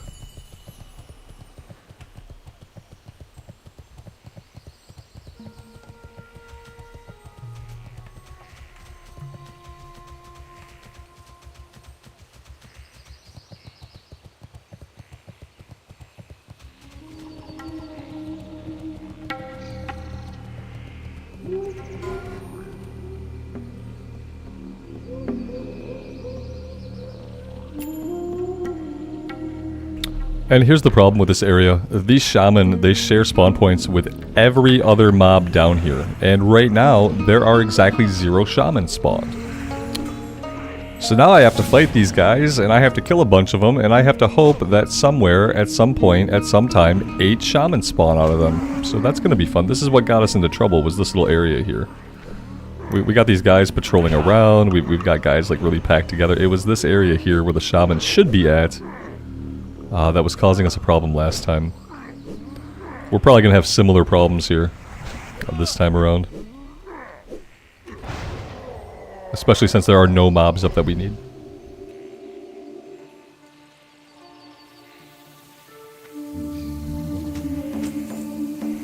Got the Battlefield Destroyer of the Boar. Yeah, awesome. Sadly, I mean, this might be a fucking upgrade. It has 12 strength on it. 36 DPS. Now the mace has 34 attack power. And you get 2 attack power per strength.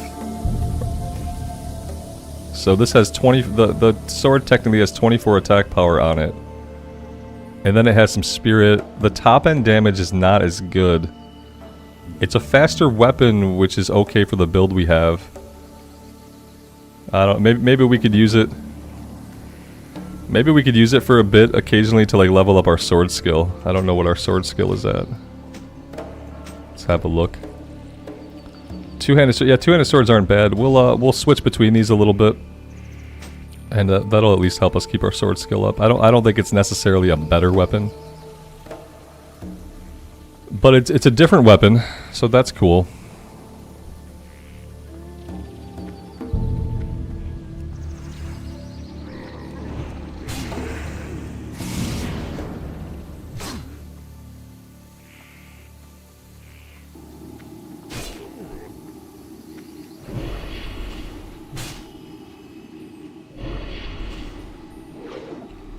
Edward, it depends on who you ask. Some people tell me that for a Seal of Command build, you want a slower weapon. I had a guy come into the stream and tell me when I had the Seal of Command build that I needed a faster weapon. I don't know.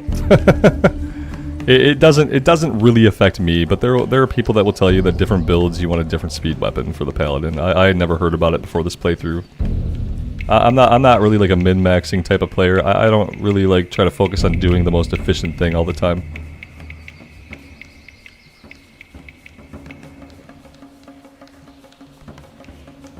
Aaron, I think restricting people to one character per account is a big mistake. See what we're doing right now, where like I have this character in the level 40s that I can't play all the time because he needs rested XP and I'm super fatigued, so at least I get to go play on my Warlock. If I couldn't go play on my Warlock, I'd be playing retail right now instead, I think. Like if I couldn't have two hardcore characters to bounce between at any point, I would probably just play more retail, honestly. So that wouldn't necessarily be a bad thing, but what it would do is it would disengage me a bit from the hardcore stuff. And I like the hardcore stuff a lot, so I wouldn't be a fan of being locked to one character.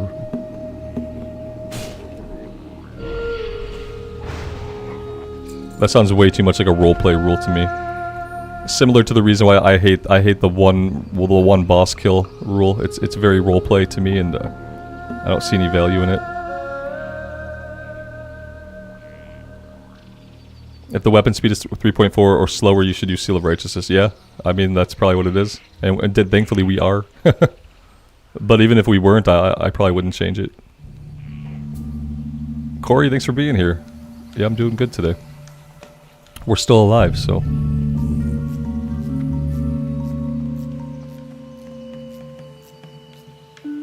I see one shaman back here.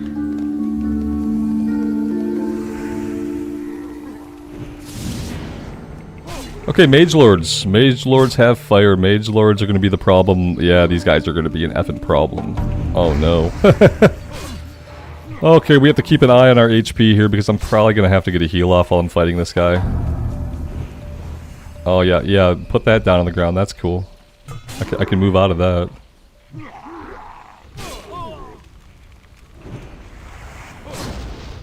Ouch. Ouch, ouch, ouch.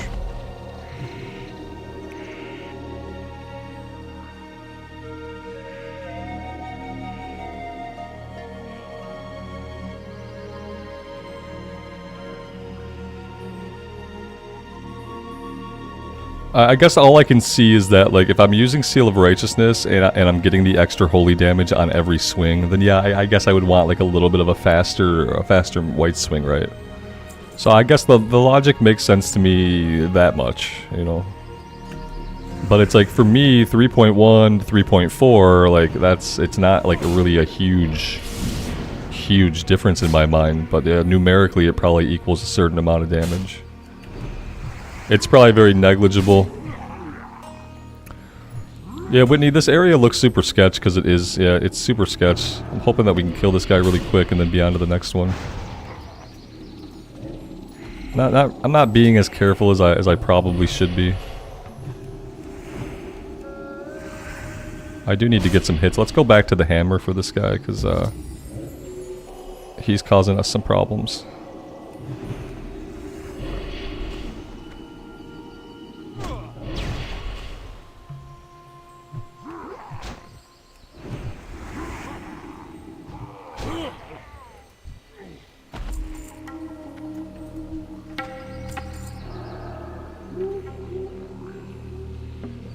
Corey, this feels sus. Yeah. Probably is. Yep, I don't disagree. I'm still gonna try to get the quest done because we're making pretty good progress on it. And I just need to find 8 shamans, so... Unfortunately, to find 8 shaman, I have to kill a bunch of guys to get them to respawn as shaman, because right now they're spawned in as other stuff. The shaman's probably gonna have a heal, so we gotta save the stun and watch for his glowy hands. I really don't want him to be able to heal himself. I'm gonna have to take whatever other spell damage he does, we're just gonna have to ignore it. Here we go, there's the heal. Now we gotta kill him quick, because he is gonna try to heal again when he comes out of the stun. Perfect.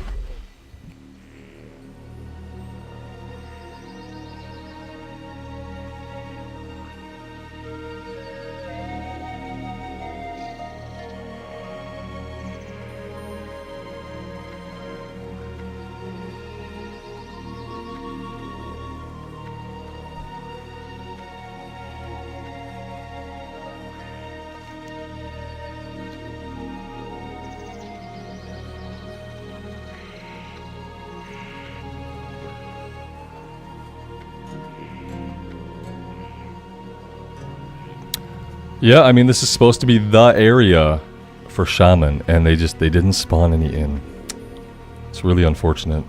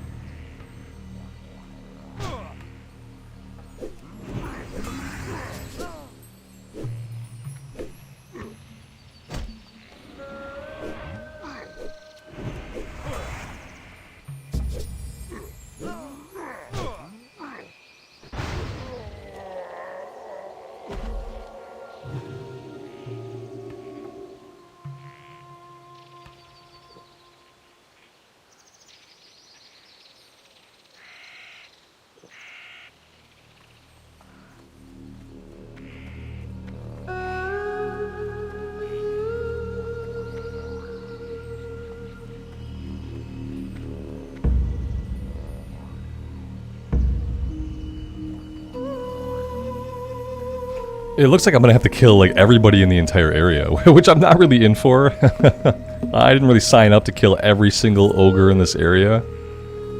But I have no other way of getting the shaman to spawn in. There's also like, there's nowhere else we can go after these guys. It's such shit. This always happens to me with this quest. You know, the one time we were here last, there were shaman here. There were like a few of them, but I got myself in over my head and we had to leave. And now that I'm actually here and ready to do it, there are no shaman. That's one of the things in the game that still frustrates me to this day. Is like the stuff that shares spawn points with other mobs when the game spawns in a bunch of stuff that you don't need and it won't spawn in what you do need. It's like the game itself is trolling you basically. I don't like it.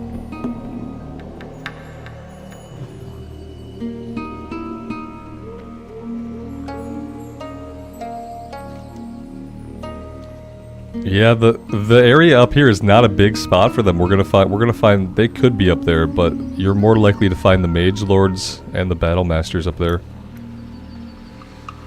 Usually when they're a shaman, they're hanging out down here. But yeah, not today though.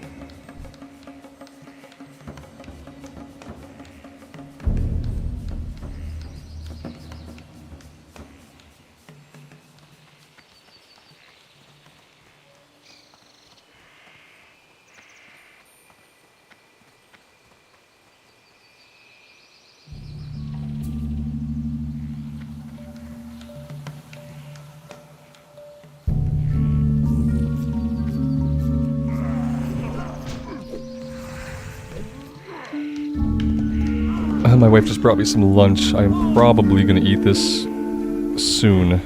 If I can get somewhere like relatively safe. Ah, this is not relatively safe. Nothing about this is safe. I hate this quest. I really do. I remember hating this on the human priest when I did it back in the day. I remember hating this quest on every single character I've taken through here. So obnoxious. It's like, yeah, you gotta kill 8 shaman first, you gotta kill 16 of everything else. Eventually the shaman will appear. Yep, in a minute here I'm gonna probably go camera dark and mute myself and I'm gonna eat this food. At this point that's really the only way the stream continues. I'm gonna fight some guys like on the outskirts while I do this, guys that don't have like anybody surrounding them so that it's relatively safe.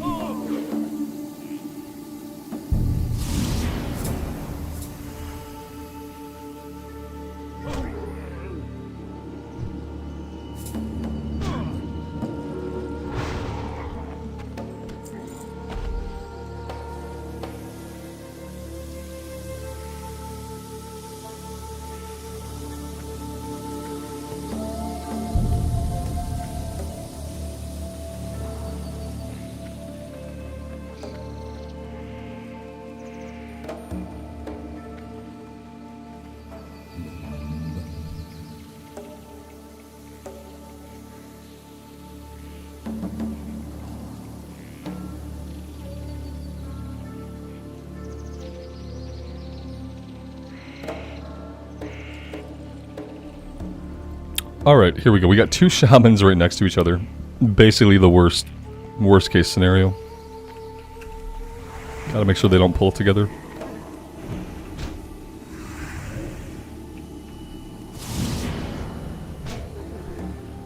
Yeah, the proximity here is definitely like a little bit uncomfortable.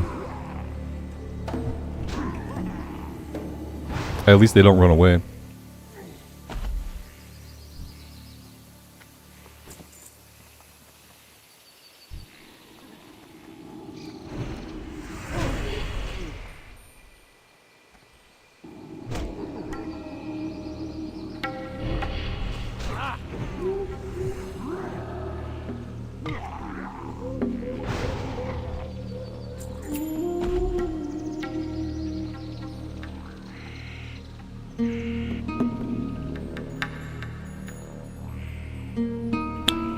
Okay, well, these guys are gonna have to melee attack a little bit for me to be able to like reposition them. I'm gonna clear right over here first, it looks like.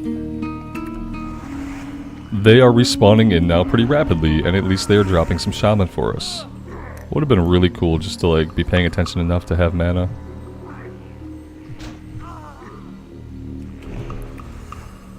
Let's watch for the glowy green hands. He is gonna try a heal at some point. Well, maybe he won't. It saves it for the next one.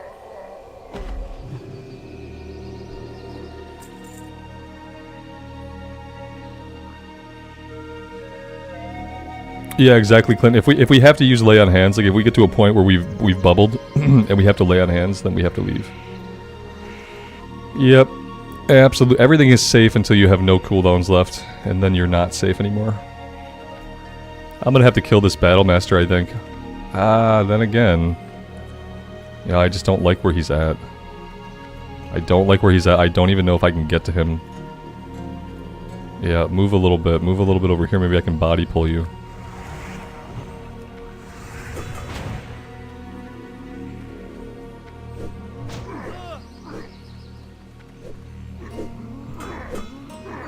Mr. Jackpots, it's going well, man. Thanks for being here.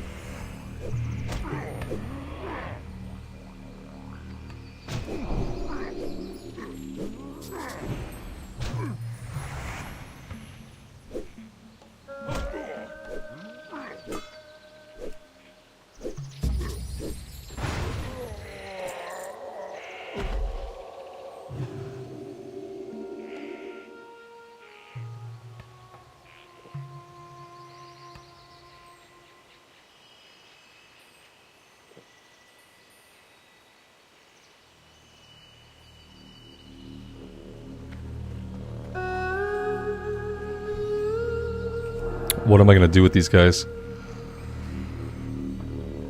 Hardcore means dead equals dead? Yeah, basically. There are a couple of other rules right now that we're playing with, but essentially dead means dead, yeah.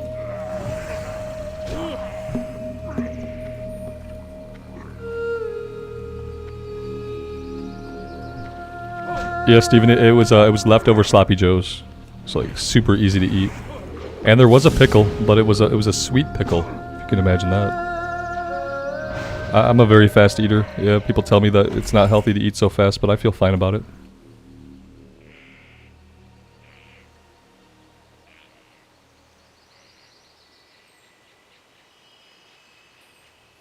When you die, you disable the add-on. Yeah, absolutely. That's an option too. Well, you don't have to delete the character, but that character has failed its journey. Yeah, you're not going to be passing verification anymore. So, but you're definitely free to like keep playing the character. No one's going to stop you. It's a self-imposed challenge right now.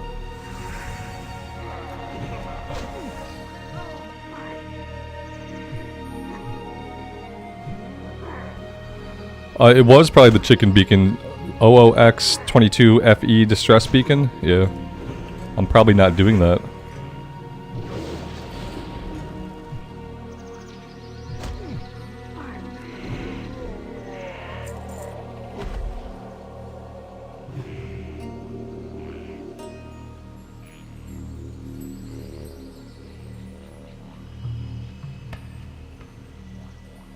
It's not too hard.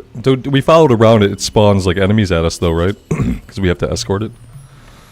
Does that start in Tanneris or do we do that somewhere here? I remember an escort chicken quest in Tanneris. But that's the only one that I recall ever doing.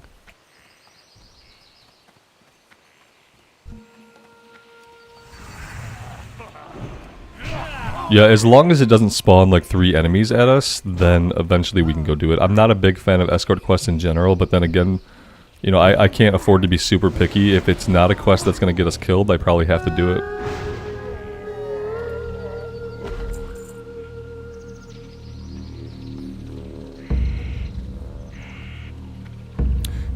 It does spawn 3 enemies. Oh, okay. Well, I mean, in that case, we probably won't do it. Yeah, I don't really like anything that like is ever going to spawn 3 enemies at me. Even if I'm 3 or 4 levels above it, it doesn't mean I'm going to be able to kill it. So, I don't know about that one. Seems a little suspect.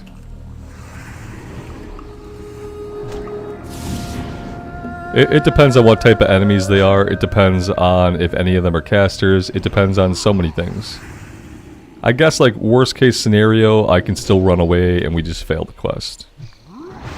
Worst case scenario, I guess. Or they can stun lock me and kill me with fire magic. You know, that can happen too, so. That seems like something that would happen.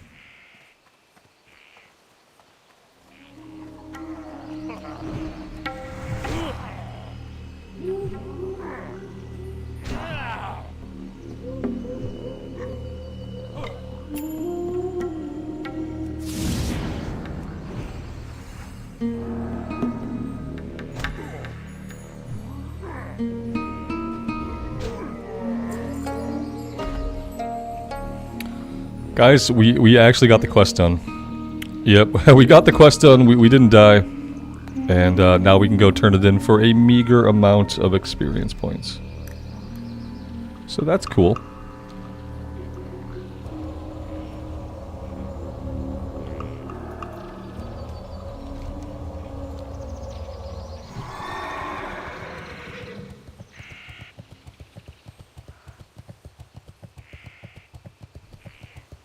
Yeah, the question now is like, what do we do next? You know what we have to do? We have to go fight these guys. And that's what we have to do next. And you know, we've made progress slowly over time, over many different attempts, and then giving up, and then attempting again, and then giving up. We've made a little bit of progress on this one, so maybe we fly over here, we get this one done. After that, we're basically out of quests. So, yeah, I don't know what we do next. Lee, would I quit WoW if this tune dies? No, we'd probably just immediately go again. I don't know. Not gonna quit WoW because I lose a character, though. That'd be crazy. I've been playing WoW for 20 years. Nope, I probably, when I lose this character, if I lose this character, I probably won't even be that upset. It's all about the journey to me, so... I don't have, like, super big reactions to stuff like that. Like, I'll have some reaction, like, internally. And I'll look forward to taking, like, a nice long nap at some point. Like, I usually recover, like, by taking a nap. And then we just go again.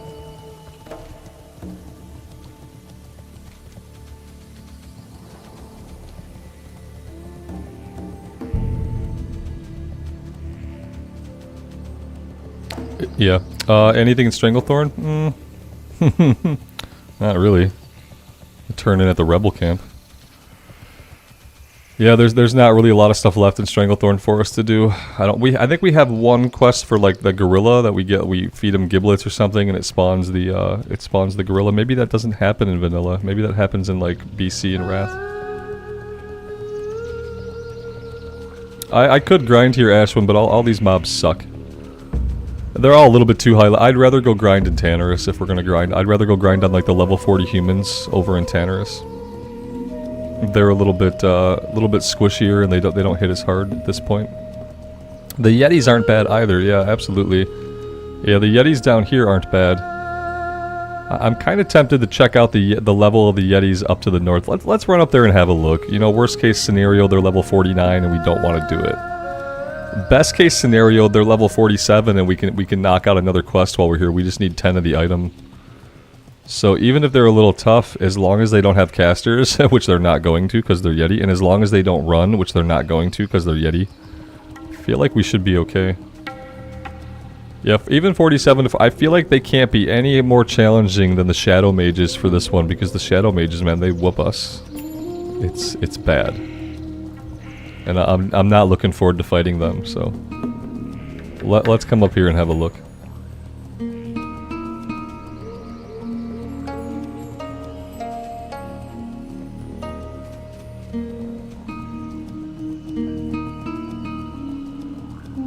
Alex, you think we can do the elemental ring stuff? Leading up to Mizrael's quest? Maybe. I thought they were elites. For some reason I thought all the elementals in Arathi were elites. In Classic Era. But I'm probably not right about that, I guess. I feel like... Where are the Yeti? They're not in a cave, right? They're in like a little hill system or something. But yeah, we go up into the switchbacks here. I kind of remember this area. I've been here like once or twice.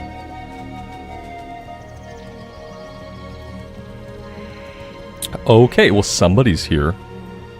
Somebody's here killing Yeti. That's gonna make our life kind of difficult. We're gonna have to be careful about respawns because somebody just slaughtered all these Yeti.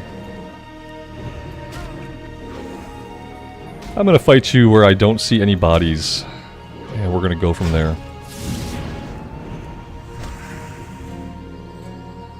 Yeah, it's too bad we're not skinning. The thing about this quest is if you're a skinner, you get an extra chance to get a quest item. So you can loot them, but you can also get the item from skinning them. It's too bad we're not a skinner.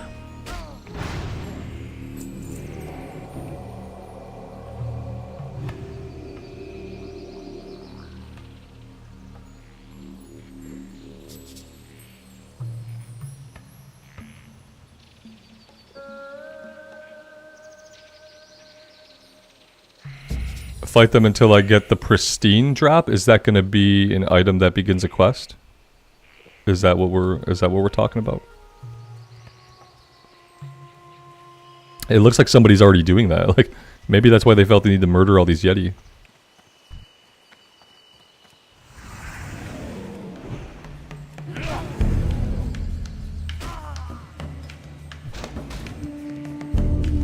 Yeah, there aren't a lot of people here.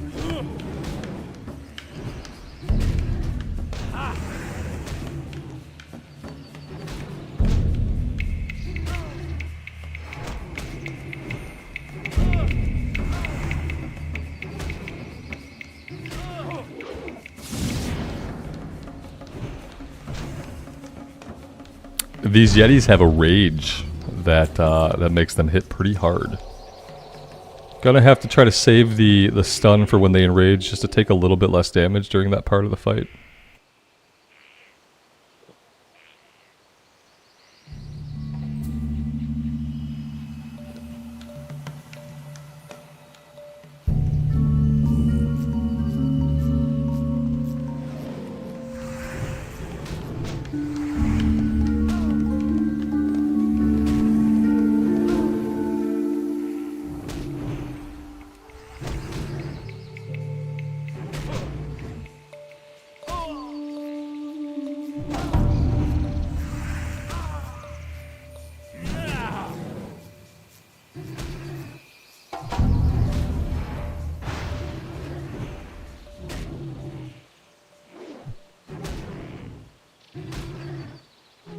Of course, when he enrages, like, we start missing like mad.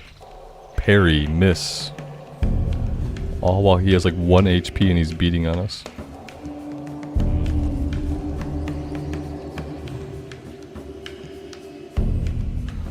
I'm kind of worried that we're not going to have enough water to finish this one up.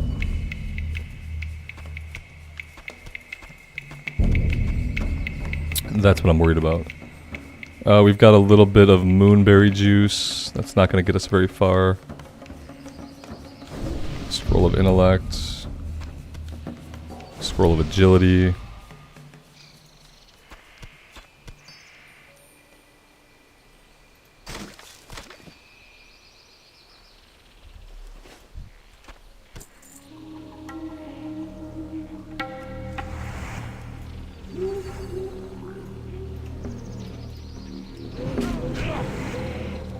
Oh, level 48. Yes, perfect. I love it.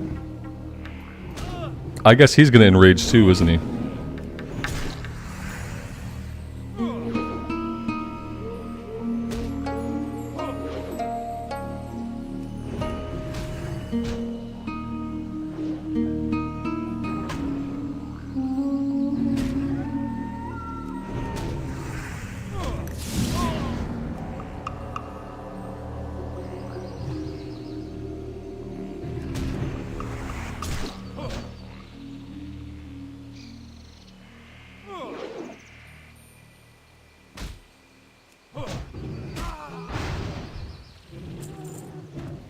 That wasn't really fun.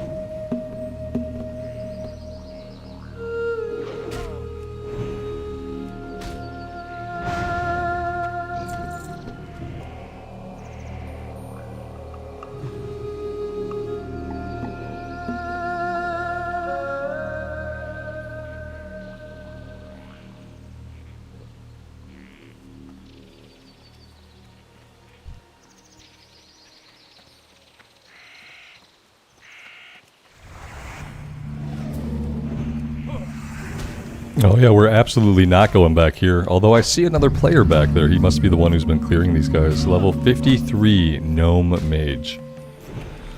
Yeah, he's here at a little bit of a higher level. I'm sure that makes it a lot safer for him. I'll give him wisdom in a minute here if we, if he's around when we get out of the pool. I'll give him wisdom.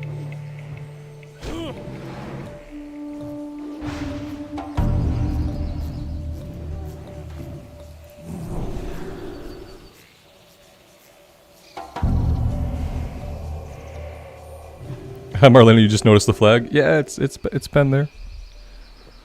We had the Alliance one up for. I didn't switch it back. You know, I said I was gonna switch them when we were alternating characters, and I haven't been good at switching them. It would only take me about 2 minutes to switch them. I have little clippies that are like adhered to the wall, like power strips that have little clips, and I can just move them. But it takes a couple minutes, and I have not done it. I don't want the level 48. Let's let the mage... we aggroed him.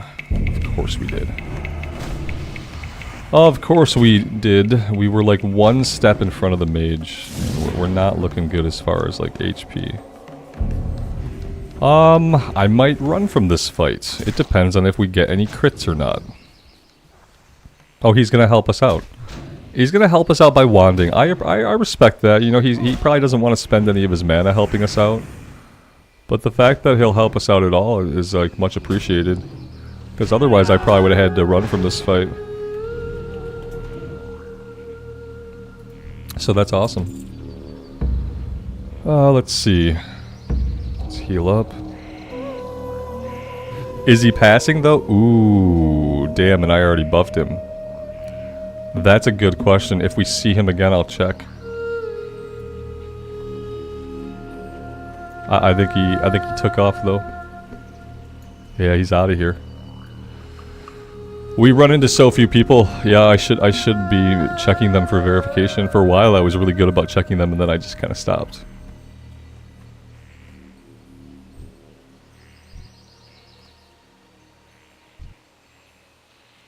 I don't really want to fight any of the level 48s, so I mean, I'm assuming that in the cave are going to be all level 48s, right? Yeah, level 48s.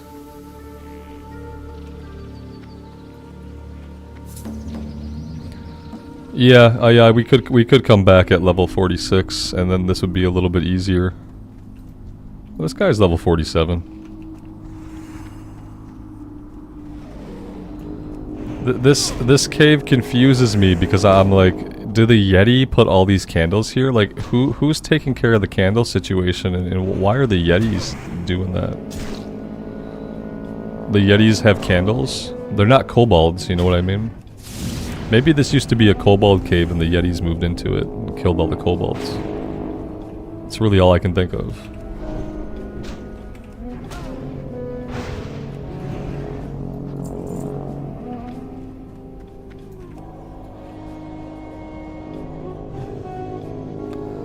They love a relaxing ambience, Miles. Yeah.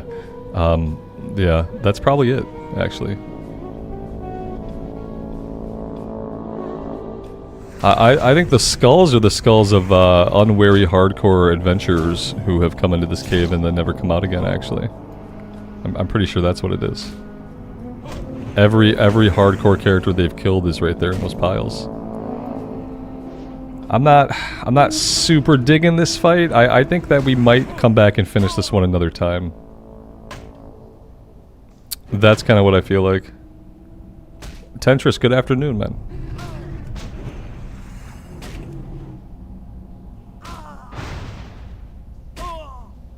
And the problem is, like, we're just not getting the quest item. Now we got hyper spawns coming in hot. You guys saw that guy, like, this guy instantly respawn on top of us? That was super scary. Yeah, maybe we, firstly, let's get out of the cave, you know. First thing we're gonna do is get out of the cave. Second thing we're gonna do is probably leave this area completely. Time to bail. Yeah, absolutely. It's probably time to bail. I didn't mind fighting the level 46 guys. Yeah, I mean, we could still stick it out. The thing about it is, like, we're not going to get enough items quickly enough to finish the quest before we're out of water, so... Let's head back to town, we'll turn in what we have, we will resupply, and I think we'll head over to Tanneris. And we'll try to take that on again a little bit closer to our level, even though we have to deal with the warlocks down there. Should be okay.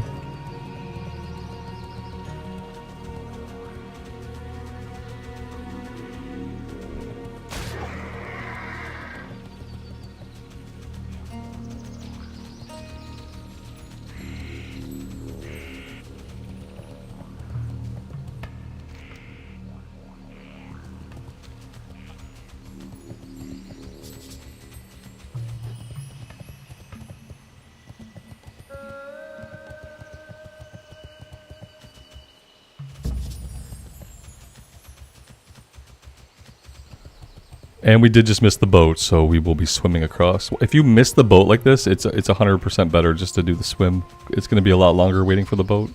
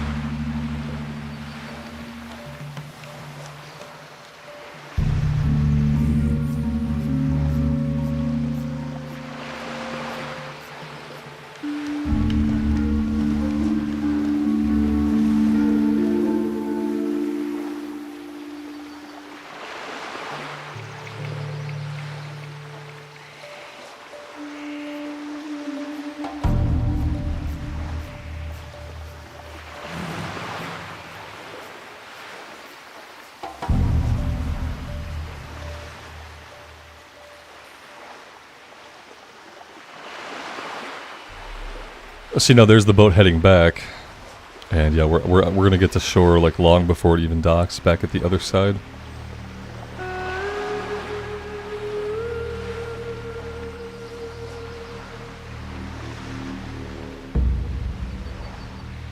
They did kind of make like the alliance questing here a huge pain in the ass, which sort of sucks. Yeah, like it makes sense like lore-wise. It's cool that they're on like this little island, but it's kind of a pain to have to swim back and forth. Yeah, the goblin near the bridge. No, they're level 48 quests. They were orange, and then so the one is for the water elementals, which are also level 48, and the other is for zapping the giants. Yep, I think I did those on Athos, our priest, back in the day. I think I did those at like level 49 or 50. This is not Wrath. No, this is Classic Era Classic. We're doing the hardcore challenge on the Bloodsail Buccaneers server. That is what we're doing here. Classic Era Classic. Or Vanilla, if you will. I don't think people are calling it Vanilla anymore, but yeah. It's PTR, it's not PTR. Don't confuse people with the PTR now. Be impressive to be level 45 on the PTR, though I'm sure some people are probably that far. Goddess bless you. Dig Deeper Network asks, have I lost a hardcore character yet? Not only have I lost a hardcore character, I have gotten every single class killed at least once. I have killed 2 other paladins a few months ago. One other paladin. We died at level 9. Yeah, we've killed everything once at least. Some classes I've killed a couple more times. This is the highest level character that we've had, so like every level we're the highest level we've been. PTR had a level 30 cap, that makes sense. So if I die, everything I did is going to disappear? Yeah. Like, what did I do? You know what I did? I've been playing the game, I've been hanging out with you guys, and I've been having a great time. So yeah, like if the character dies, which I don't think that it will, yeah, I lose everything, but what did I have really? What did I have to lose? I had experiences, you know, I don't lose those, they still happened. I probably learned a bunch of stuff, you know, I don't lose that either. I'm not going to lose any of the experiences I had, and I'm doing it for the journey, so I don't feel a sense of loss when I have to delete a character. You know, that takes a minute to get over it. I like to go take a nap and let it like digest, but I don't get like super upset about it.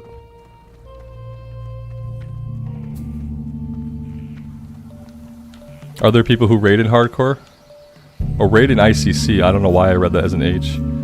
So ICC would be Wrath, and that part of the expansion isn't out yet. But if you're asking if people raid in hardcore, like how I originally read that sentence, then yes, some people do raid in hardcore. Some people do, but mostly the people who raid in hardcore, like when they're doing it on a hardcore character, they're doing it for content. You know, they're either streaming it on Twitch or they're putting videos on YouTube. I don't think there's a lot of normal people just like living their life doing hardcore raids for no reason. But that's just my opinion. Farewell. Yeah, Ice Crown is Wrath of the Lich King, and that part of the expansion is not even out yet.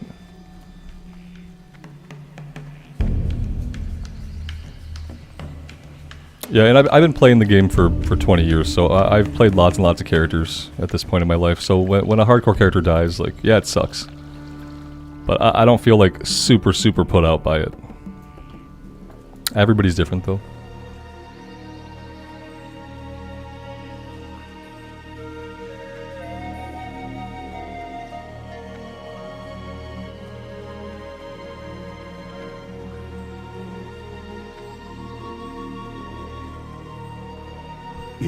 Yeah, see, Amy knows what I do. Yeah, I take a nap, and by the time I wake up, I'm fine.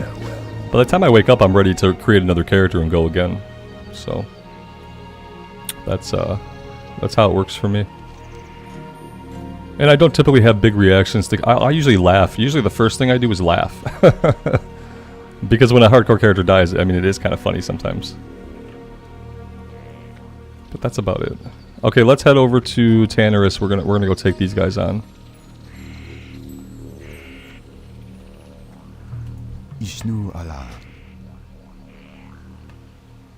Goddess Water.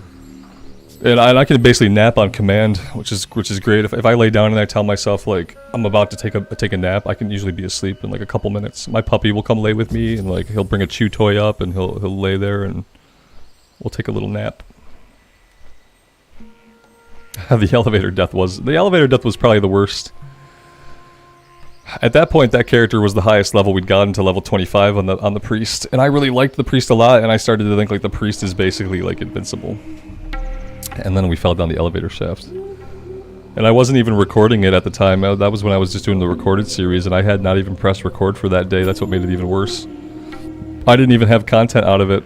You know, there was no content. It would have been a great clip, you know.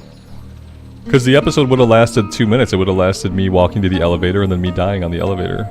But I bet if I had pressed record, I would not have been distracted in the same way. And if I had pressed record, I probably wouldn't have died on that elevator.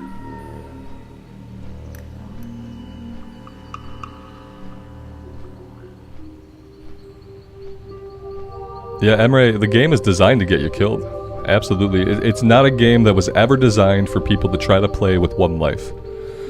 That's why there are so many graveyards. That's why there's no real penalty for death besides having to run back, because the game was designed for you to die a lot. Absolutely. Yeah, Max, after that I didn't do anything off recording, and then, you know, shortly after that we eventually started streaming, and then I didn't do anything off the stream, so... Streaming everything fixes it, you know, that way nothing can happen off camera, so it fixes me from doing stupid stuff like dying on an elevator.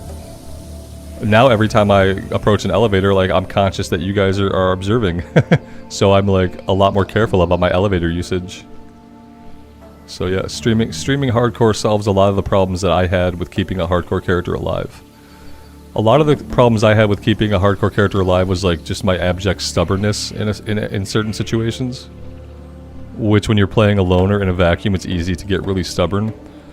Also, like, if I was in a bad mood that day, I like every time I got a character killed, I was either like having a bad day, or I felt rushed by something, or, you know, I was just rushing along, or I was getting stubborn. Every time I got a character killed, it was due to like a personal flaw of mine. And when streaming, I let all that stuff go, because I'm like here hanging out with you guys. Even if like things are not great in the day, even if like there's some kind of pressure, like I don't really have to feel it as much. So it's kept me alive, basically. Corey, the flight timer is being handled by Leatrix Plus. If you have Leatrix Plus, you can go into interface, and then you can show flight times. I also have a couple other things going. Like the quest log has been changed a little bit. The professions menus are a little bit different. And Leatrix Plus is handling all that as well.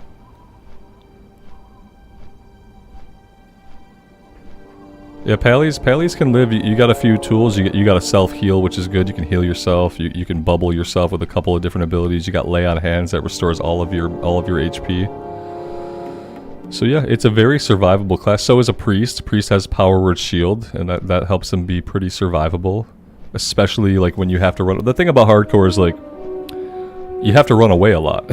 Sometimes you're going to get into a fight, and you have the most important skill to develop is knowing when the fight is not going to go your way. You have to figure it out within the first couple moments of the fight. And as soon as something is not going your way, you have to use your remaining HP to get out of that fight. You gotta run away, you gotta leash the enemies, you gotta get somewhere safe. So like, yeah, knowing when to run away. And every class is different because every class has different skills, every class has like different durability to things. So like every class you have that point when like, that's the point of no return when you just gotta run away. And you gotta figure out what that is early on.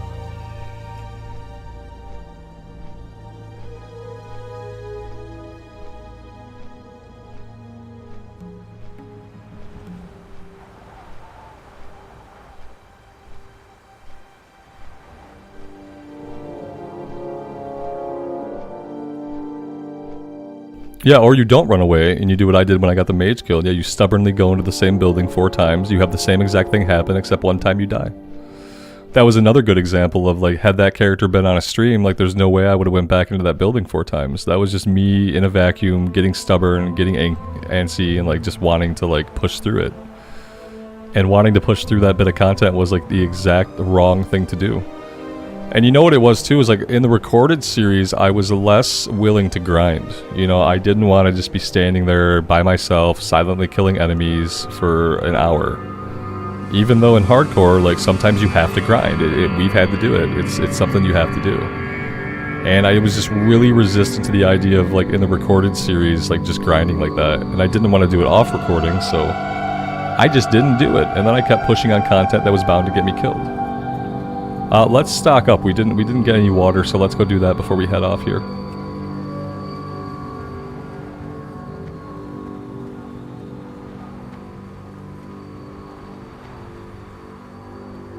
Having a chat to talk to does help. I talk to myself too, but just to tell myself how stupid I am. That doesn't help. Talk to me. Oh, you don't have any water. You're a lazy goblin. You don't sell water. The guy over here is a butcher. He probably doesn't sell water. So where am I buying? Oh, you do sell water. Usually butchers don't have drinks. Let's buy a bunch of this and then we'll vendor stuff.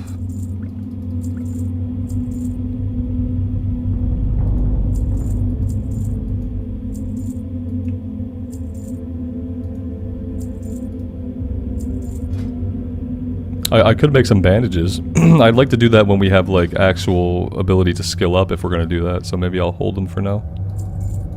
Maybe I will hold them for now. Bye bye blue boots. What did you look? You looked green. You looked really green. Okay. Sell those. Black pearl can go. That can go. I will keep this. Oh yeah, we were leveling up that sword to increase the sword skill. I just kind of forgot that we were doing that. Keep it real.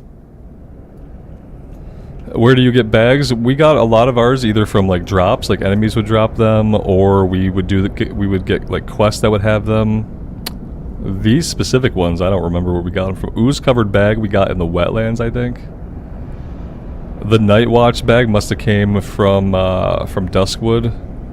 The large knapsack I think was a random drop off of guys we were farming in Swamp of Sorrows, and then we have our 8-slot bag that we bought from a vendor. So you can get bags from a few different sources. If you're really lucky, you get them as random drops. If you're not as lucky, you gotta spend a lot of money at the vendor to buy them.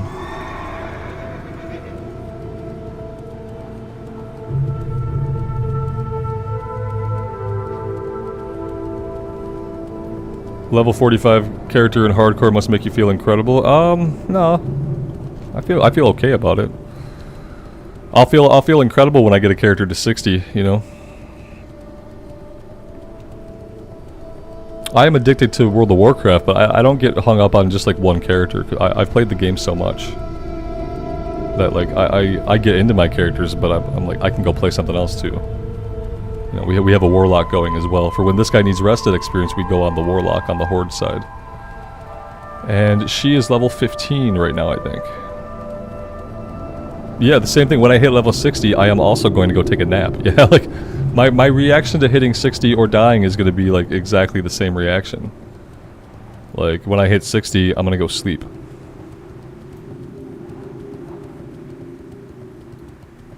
It just takes time. Yeah, it's like the probability of getting a character to 60 in hardcore is like 0.001%. And it isn't that the game is hard, and it's not that the combat is challenging, because it's not. It's just that you have to know what situations you can handle, and like sometimes random stuff happens to kill you. Sometimes an entire camp hyper spawns on you, and like you just die. You can't do anything about it. But it's about kind of trying to avoid some of the randomness. Alright, we're going here. Let's do this. I just hate these mages.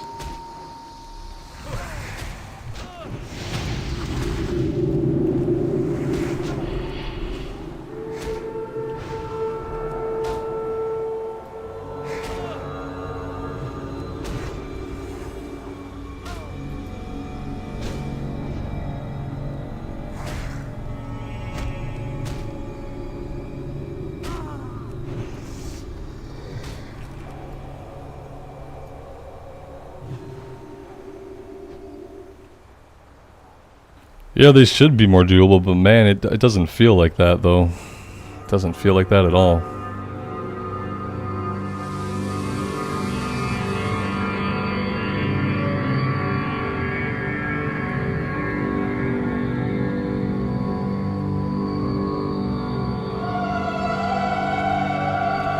Yeah, there are definitely stealth mobs over here. Yeah, absolutely. That's part of the pain of this place, is that not only are there like shadow mages with voidwalkers, but there are guys in stealth hanging out too. And they'll get you. You know, they're gonna get you eventually. Yeah, well, I can do that a little bit cleaner, I think. We could have used exorcism a second time.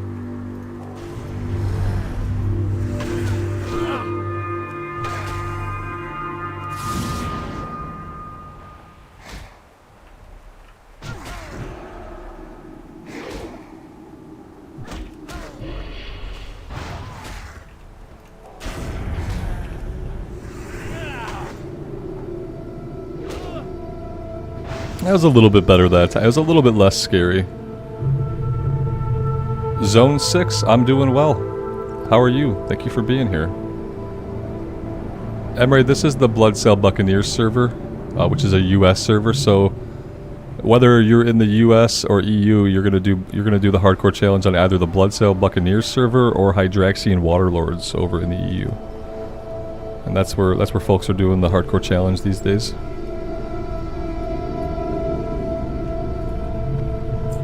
Joe Rocky, good afternoon, man. Thanks for stopping by. I appreciate that. Thanks for being here, man. Corey, I watched, we talked about it yesterday, and then I was like, I had a couple beers last night, and I ended up watching Asmongold's reaction to it. So yeah, unfortunately, I did see it, and my opinion about it is the same as it was yesterday. Which I think it's just for clicks. I think the whole thing is, the thing about it is that, you know, the guy was a known griefer. He was a known griefer. He'd been banned in the past. The guild he was in knew that he was a griefer. He was totally upfront with them, apparently, about like his past. He even had like the same character name that he'd had when he was a big griefer. And so they're all dumb. The guy who griefed him is dumb. The guys who were in the raid, they're all stupid. Why would you do such a progression raid with a guy that you know is a griefer? It just all seems like made up, you know what I mean? They all got so many views and so many clicks off of it. Asmongold had someone from the guild on his stream and talked to her for a bit, so you know her channel probably popped off. And yeah, I think it's just fucking stupid.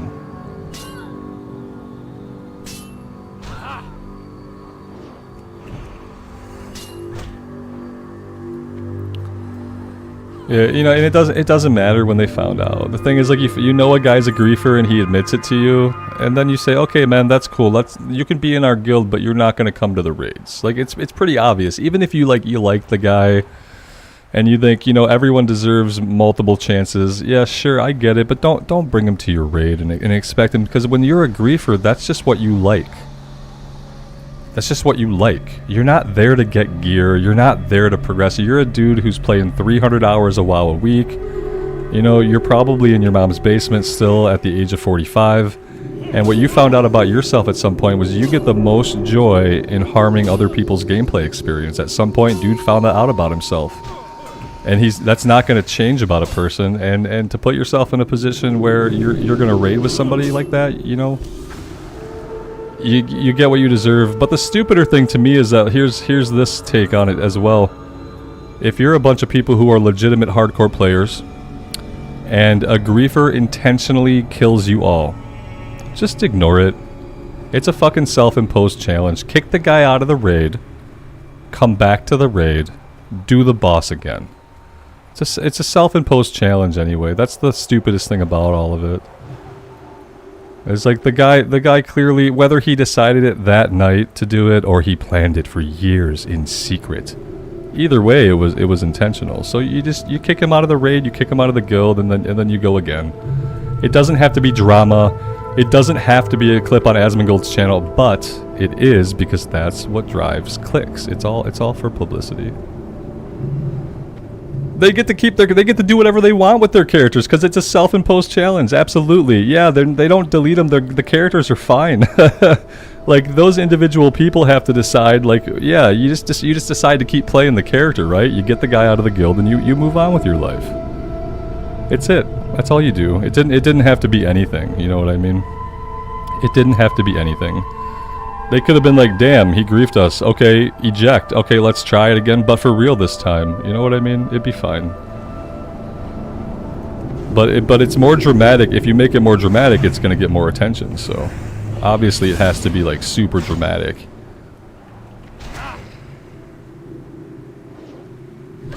It's clickbaity. It's clickbaity garbage.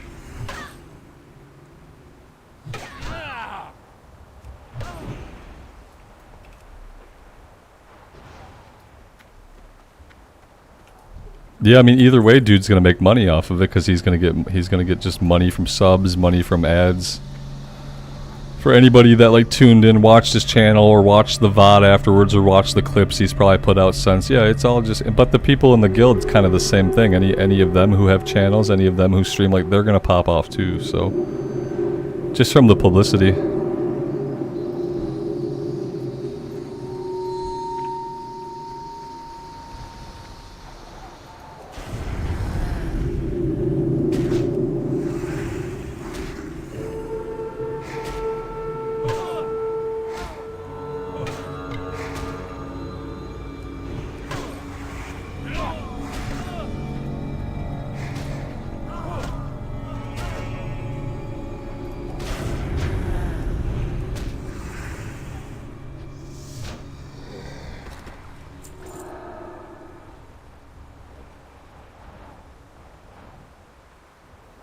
Yeah, exactly, unscheduled. The raid team knew that he had spent all of classic multi-boxing and dispelling people's buffs, but still let him come. It's their own fault for letting... Absolutely. It is their own fault. And like I said, as soon as he wiped them, they should have been like, okay, can we kick this guy, please? And then you just do the boss again. You just pretend like it didn't happen, you know? Because you can't be surprised. Oh, the griefer is griefing us. I can't believe he's griefing us, guys. The multi-boxing griefer is griefing. Oh, I can't believe this is happening. How did we get here? I thought he was our best bro. Do you think a griefer has any friends? You don't become a griefer by being like, you know, socially balanced like a normal person, even a normal person who plays 300 hours of WoW a week. You don't become that by being like a normal person who's going to behave in the way that you can expect normal people to behave. Wonder what the ad revenue added up to. Yeah, I think it's really bad practice that anybody can monetize any content that involves directly griefing. Like if you're the griefer, you shouldn't be able to make any money off of the behavior at all. Not from ad revenue, not from subs. If you're a griefer, I don't even know, why are you even allowed to stream on Twitch if what you're fucking doing is griefing? I guess all you have to have is like plausible deniability, so the guy says out loud, "Is this the wrong corner?" And then I guess that in Twitch's mind, that because Twitch will lose money too if they were to cancel his channel or whatever. So I guess it gives them enough plausible deniability to not get booted from Twitch. Yeah, I don't think you get a lot of ad revenue on Twitch, but yeah, he got subs and stuff like that. So yeah, like griefer, there aren't a lot of griefers like that. Like. There aren't a lot of people out there like this guy, but there are a few of them. Every once in a while you'll run afoul of a huge asshole. Like, it's bound to happen. It's just not the norm, you know?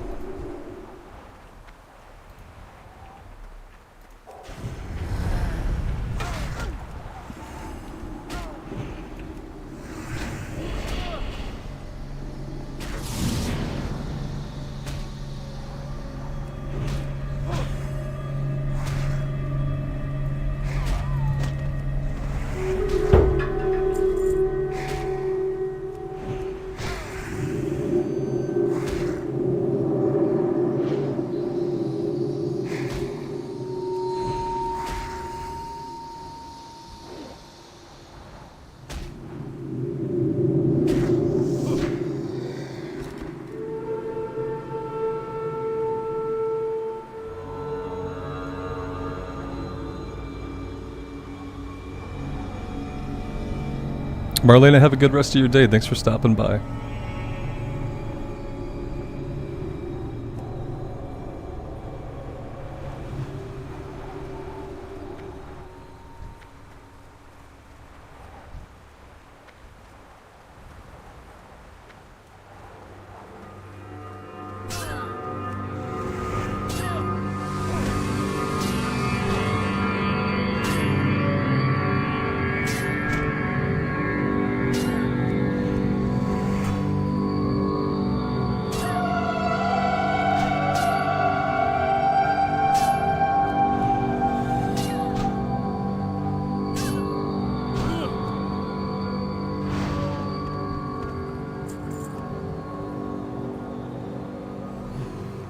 Yeah, the racial's okay. It's active for such a short period of time. It's only active for a few seconds. It says it dramatically increases stealth detection. I haven't experienced that with it. I forget it because it's very minimal. It's very forgettable. I should try to use it more, but yeah, I just don't. Like, yeah, it says dramatic, but it's not very dramatic. Like, look, I can see this person from back here anyway, you know what I mean? Like, if I pop that, then it's not going to do much. I am out of mana. That's not a really nice place to be.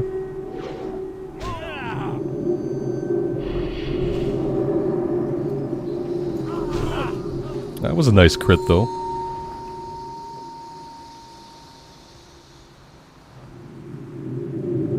I was thinking it was mostly for PvP too. Like, if I was guarding a flag... If I was guarding a flag for a while, or guarding a base, or whatever you do in PvP, I would pop that, you know, just to see if like a rogue is sneaking up on me or something like that.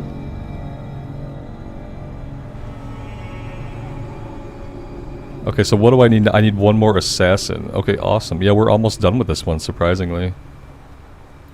We've had it in the quest log long enough.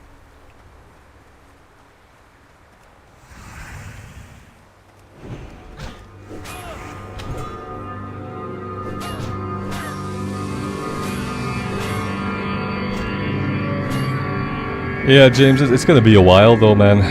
It's not gonna be till September. It's gonna be a long way. We have to get through all of summer, basically. Think of all the weeks of heat and misery and heat that we have to get through first. That's all I can really think about. Summer is not my, it's not my favorite time. I'd love to have the classic hardcore come out, you know, earlier in the summer, but it's not going to come out till first or second week of September at the earliest. It's one of those things like I'd love to say that over and over and over again and be wrong about it. But I'm not going to be. That's the sucky part. I'm not going to be wrong about it.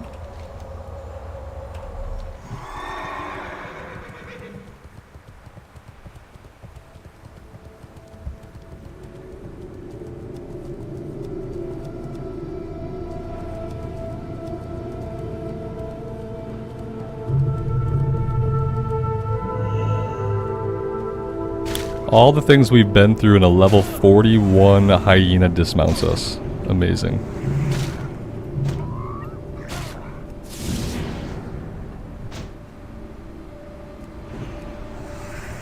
Oh, I just hate the heat. I've always kind of hated the heat. I have always hated the heat. And when I was a teenager and when I was younger and stuff, I was like a super skinny kid, so I didn't like wearing t-shirts or shorts even, so it made summers even worse for me, because I would just wear like the same clothing I'd wear in like the autumn and winter, which is like pants and shirts, sweaters and stuff, because I just was super skinny and like super uncomfortable ever wearing shorts or t-shirts. So basically, like, my whole life I've basically always kind of hated the summer.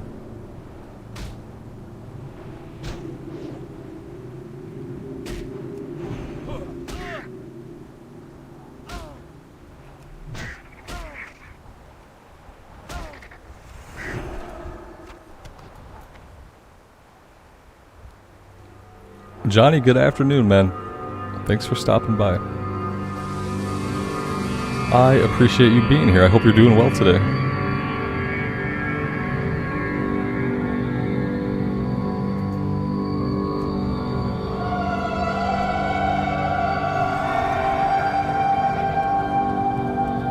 Yeah, you guys would, Clint, yeah, you guys would probably be the Ramblers. Like, if we had a guild, it would probably be called the Ramblers.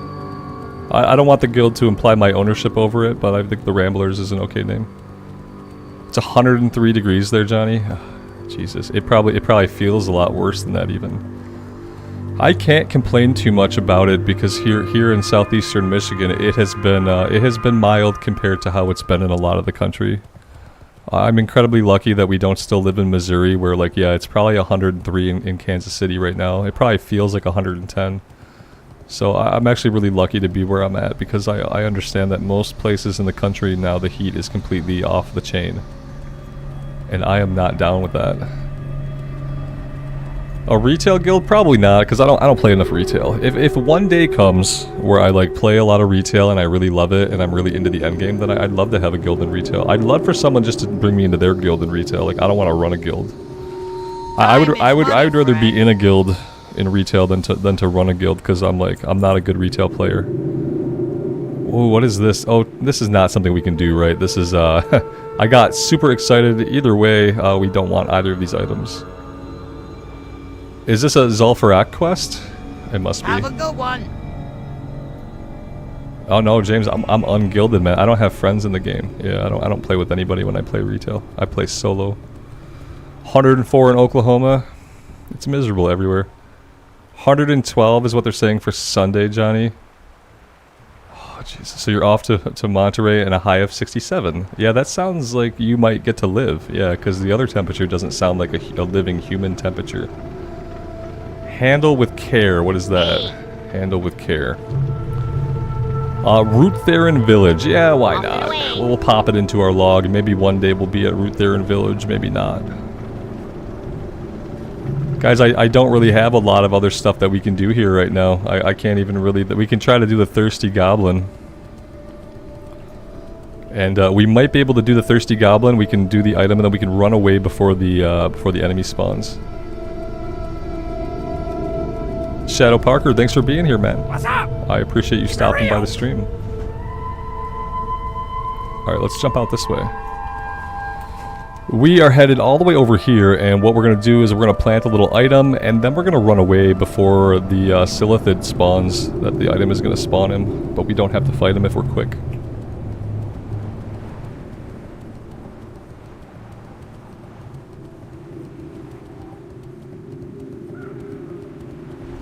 Oh, Johnny, you gotta tell me which one that is, man. Don't forget that one of the quests there will kill you if you complete it. Oh god, what quest is that? I don't know that one. I don't know that one. Yeah, that's scary. So yeah, Clint, it spawns 2. We can get away from them, I think. I think we can, before they even materialize, we should be able to get enough distance between us that they don't even aggro. I've done it that way before. Whether or not it will work this time, I don't know. But that's how I've never fought these Silithid. I've always just like stepped away before they come into the world. Requires you to drink a potion at the graveyard, so I should know it. Okay, thank you for telling me that part, because I wouldn't have known it. I've never done that quest before, so maybe like the way I play normally, maybe I would never come across that quest, because I've never done that. Alright, so here we go. Let's make sure that like the way we want to run is clear. We're gonna run off in this direction.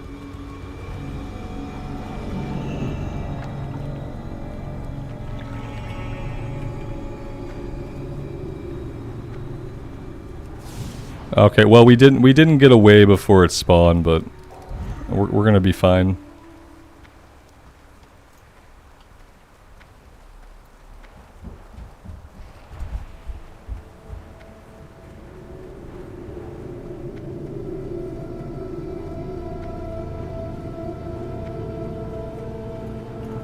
There we go.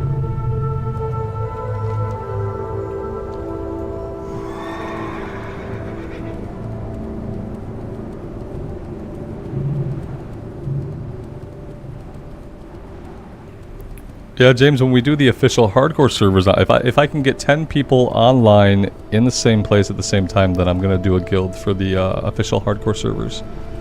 And probably also in the new season of Classic Era, so we're getting a new season of Classic WoW at the end of the year. And that won't be hardcore, it'll be like the Season of Mastery probably.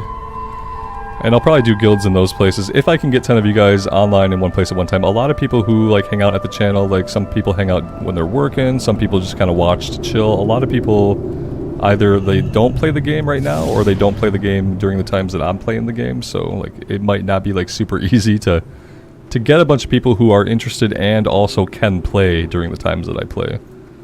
Because as you can see, I kind of play through what most people would call their workday. So it would just like I feel like it would probably be hard for like us to do a lot of stuff, but I am gonna try to put guilds together in official hardcore and then in the season of Mastery 2 at the end of the year. Yeah, Clint, I'll talk about it leading up to it. We'll plan something out leading up to the release, and we'll have some kind of plan in place so people that are interested can be there on that day, and we can see if we can get the charter signed. I'm not gonna have like random people like sign the charter just to kick them out, so that if I can't get like 10 actual people interested, then there's not really a good reason to do it anyway, you know. It's kind of how I feel about it. I'm not exactly like a great guild leader. I don't plan on like doing much except like we can do some 5-mans and stuff together, which would be cool.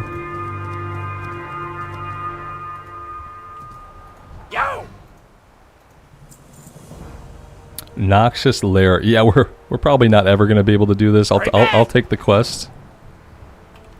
Oh no, this is just the parts. Okay, I thought this had us go into like a Silithid burrow, but that's not what this is. This is just getting parts from them. Okay, we might be able to do that one.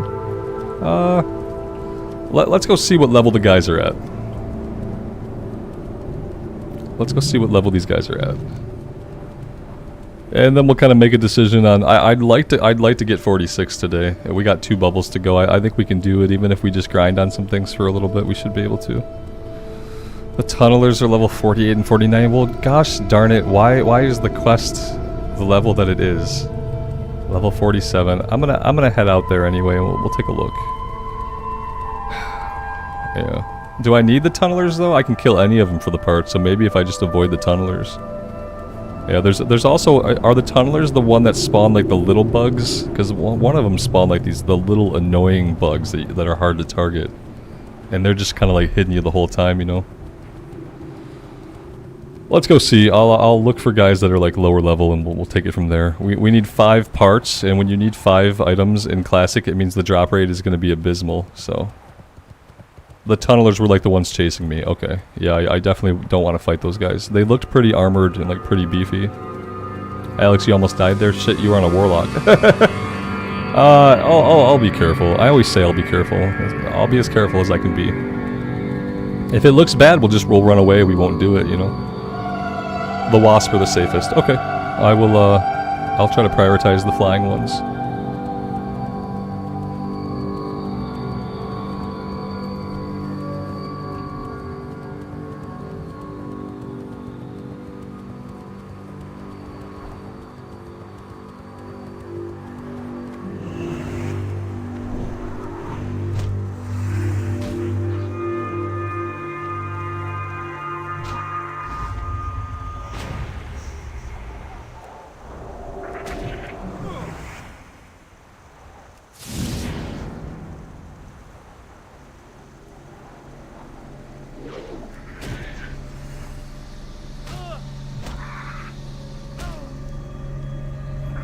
Oh, Blood Moon, good point. We can consecrate the little bugs. Yeah, that could be the only use we get out of consecration. That's a really good idea.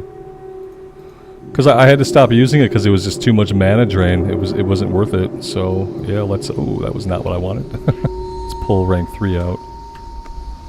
All right, yeah, that could work. Let's drink up. You know, these guys are not that hard. We did get a part right away, so that's awesome. The wasp was not very hard. So if we focus on only the wasps, we should be okay. Oh, where you go inside? Oh, Alex, I'm not going inside. Yeah, I'm not going inside this thing. Not right now. Maybe if we were like level 52, I'd go inside. Ah, you're level 49. Son of a biscuit eater. All right, let's pull him back. If we're gonna keep missing this guy, I'm probably gonna have to drop him. But we'll take some swings at him here and see. The great thing is we can dispel all the poisons, because if we couldn't get rid of the poisons, that's probably like a pretty good chunk of their damage, is putting those poisons up on us, and we can just get rid of them instantly.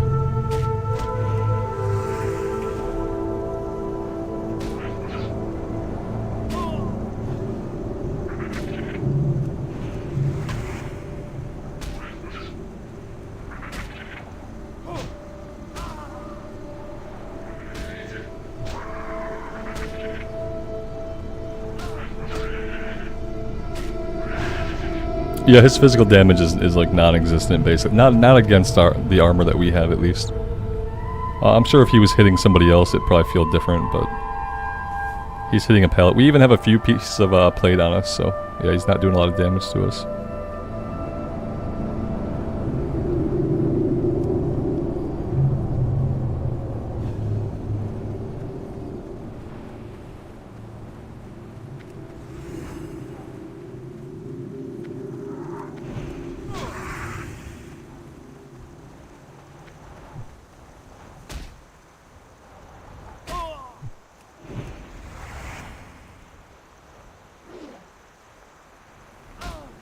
Taylor, it depends on what kind of mic you have. I'm not using anything to boost the volume of my mic, except for, like, I have the gain turned up just a tiny bit. So that's like, on this kind of mic, which is a Yeti X, you typically want to use it kind of close to your mouth, kind of how I have mine. You could probably, depending on the soundproof of your room, you could probably have it a little bit further away than I have mine. My soundproofing is non-existent, so I turn my gain really low, and then I keep the microphone close to my face. But you could turn the gain up a little bit, and that would allow you to have the microphone a little bit further away. The problem is, like, if your room is not soundproofed, you'll pick up, like, echo and background noise and stuff like that. This kind of mic is intended to be kind of close to you when you're using it. And then depending on the software that you're using, sometimes in the software you can do, like, a boost. Like, you could boost the output in OBS. I boost the output a little bit in NVIDIA Shadowplay when I record. But yeah, typically for microphones like this, you want to kind of have them in the position that I seem to have mine.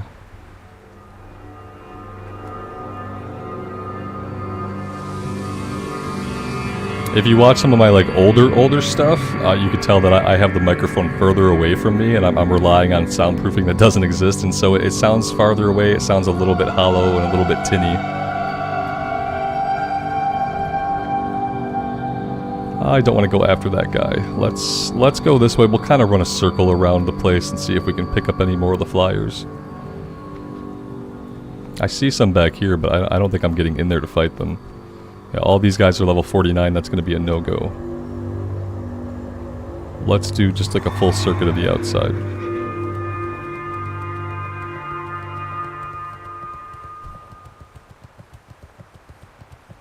He's 49, but I'm gonna take it.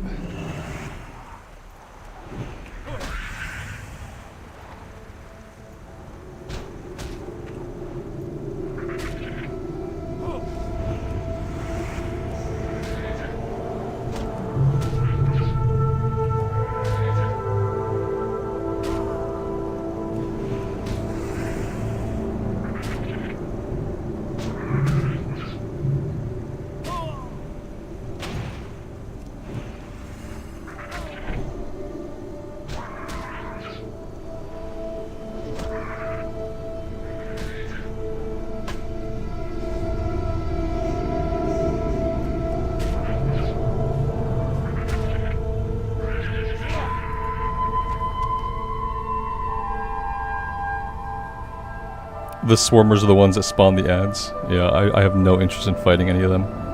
We have a level 50 human rogue here though. He's gonna pull my guys. He's gonna go after the same guys I'm gonna go after, because of course he's gonna also want to pull the lowest level guys, and he's gonna take all my guys. Let's get in here and see. Yeah, see, here we go. He's fighting the flyer. He can have that one. It's level 49. This guy here is a worker. He's also 49. Alright, let's continue around the outside then.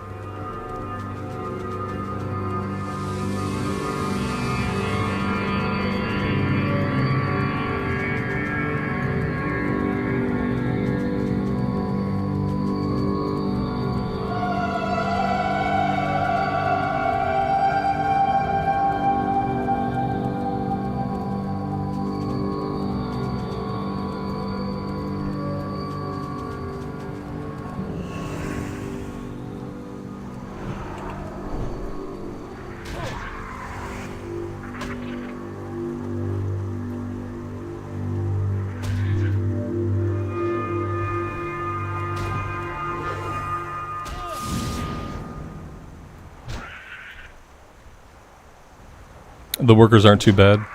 Maybe we'll try one. The level 49 stuff is just, it's not. It's not where it's at, you know what I mean? It's not really what we want to be doing, but we're just kind of doing it anyway. I'm gonna keep myself healed up here. That big heal, man, it just doesn't seem super big anymore, does it?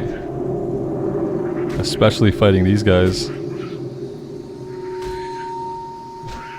I need to have some crits going off. It's just hard to crit a guy so many levels above you. It turns out. I need to get another heal here to be safe.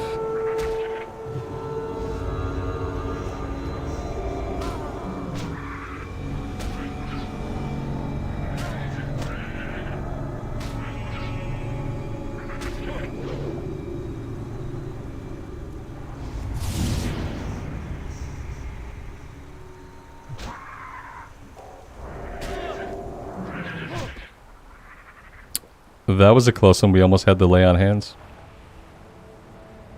Which class have I had the most fun leveling on hardcore? It would probably be between the mage and maybe the warrior.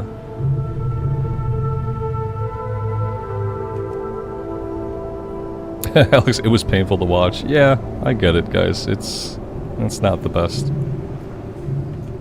It's not the best thing to be doing. It's not like super smart, you know, there's risk involved here. I would like to stop fighting the level 49 guys. Yeah, ultimately, like, my intention was to not fight level 49 guys. But that's just what we have. That's what we have in front of us. So for now, you know, unless something super scary happens, unless we have to blow lay on hands, we'll just keep at it. Okay, let's come up here.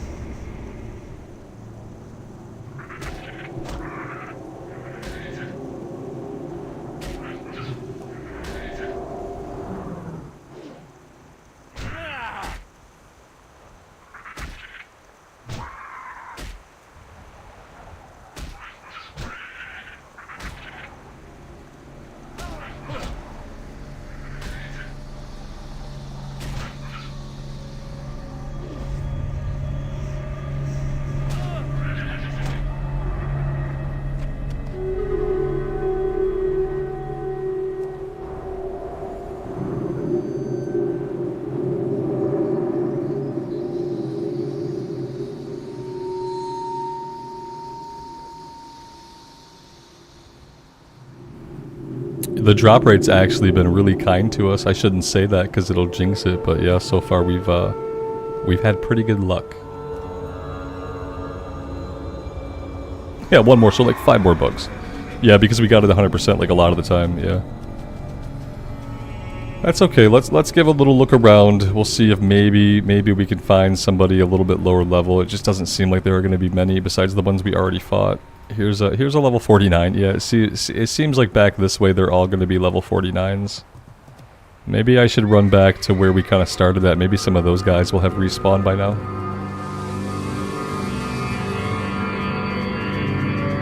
Yeah, we're gonna run back up to the north here and see if any of those guys have come back up. Absolutely.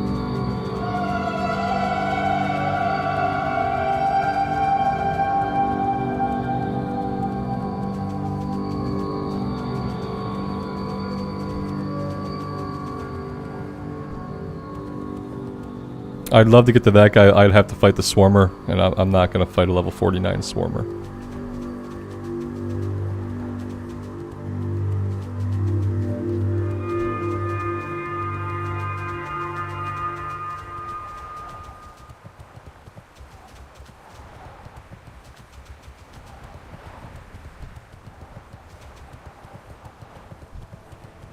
Yeah, the rogue's still here. He's picking and choosing the stuff he's fighting, obviously.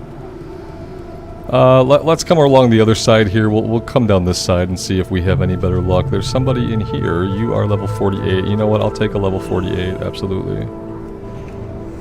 Absolutely. Be a little bit higher chance for us to actually hit them as they dodge and as we miss multiple times. Yep.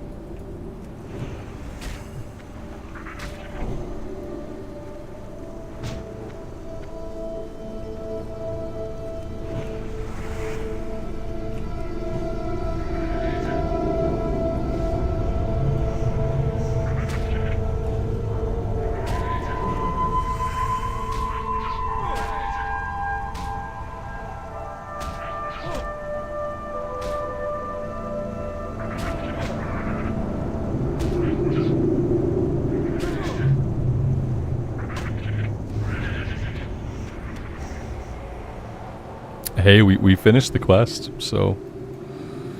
Yep, that's it. That's what we're doing from now on. You know, it seems like a hard quest. We're just going to have to do it. We're going to have to tough it out and see if we can get it done. Because the alternative is that we're just never going to have any quests we can do.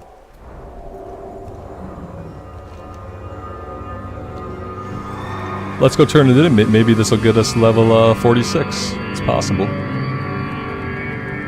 We're pretty close. We got a little bit more than a bubble. And if not, we'll just grind it out on guys near town.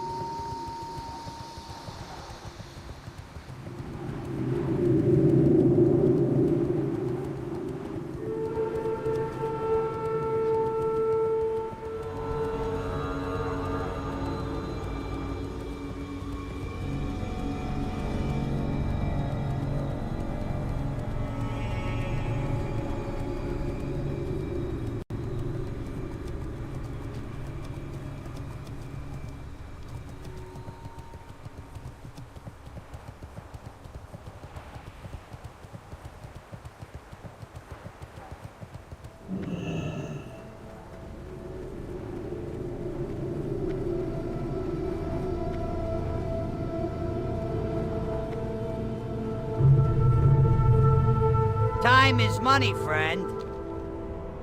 Be good.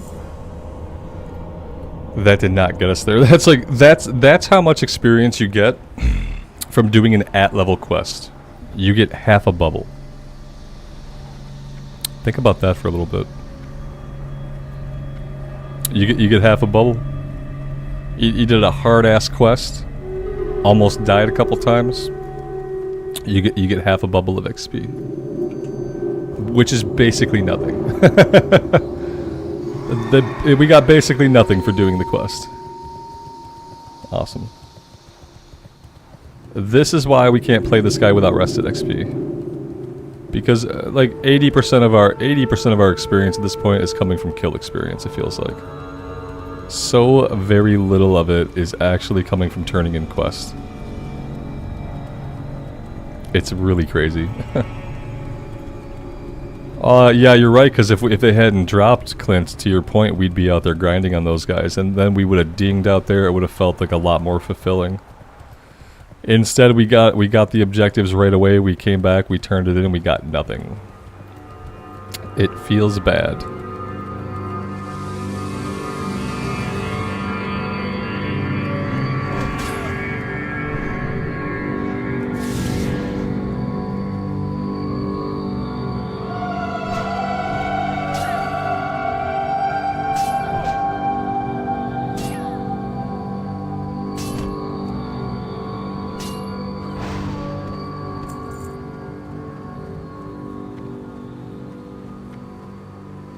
It's like, I can kill 10 of these guys, or I can go do a really hard quest. Kill 10 of these guys, go do a really... Which one would I rather do, you know? Like, that's... If we have rested XP, like, yeah, I can fight 10 Waste Wander guys that are green to me. Basically, they can't threaten me at all unless I completely F up. Or we could do a really, really hard quest with lots of danger and get very, very minimal experience from it.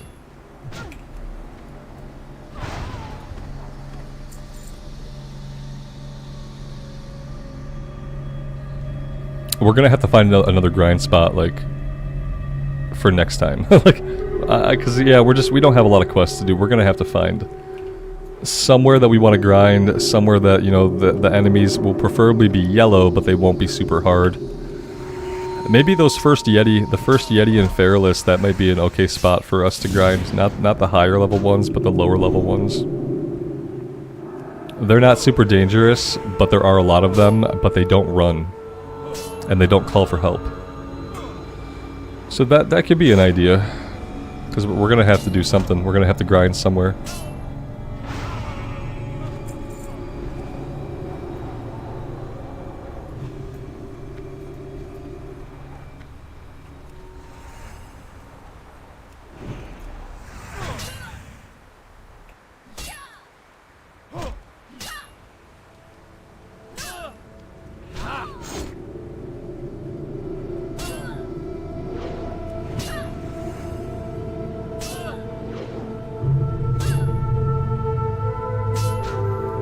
I don't think Felwood opens up until like level 48 or 50.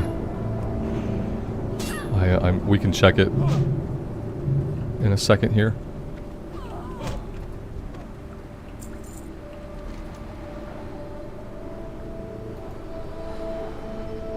Yeah, 48. That's like the lowest level thing here. I think the rest of them are quite a bit higher than that. But yeah, you know, we'll be able to go there eventually. Probably like level 49, maybe we come do the Timbermaw ally quest. We can grind on those guys for a while. But yeah, it's kind of a higher level place. After tanneris, everything gets scary, because the other zones we're going to be in, Ungoro, Felwood, Winterspring, the Plaguelands, Searing Gorge, Burning Steppes. Yeah, it's all dangerous and bad. Speaking of Searing Gorge and Burning Steppes,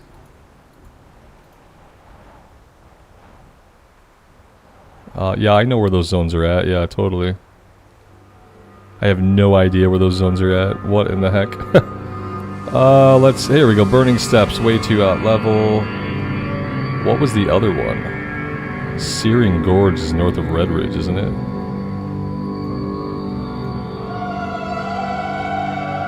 Yeah, I don't know.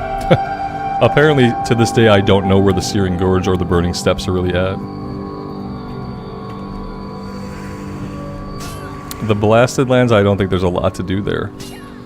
I think there might have been more to do there in like Burning Crusade or Wrath of the Lich King, but I don't know how much there is to do there. Yeah, I'm up for checking out any of the zones I can actually find on the map. But from my memories, there's just not a lot for us to do at this level. Let's see. Red Ridge Mountains.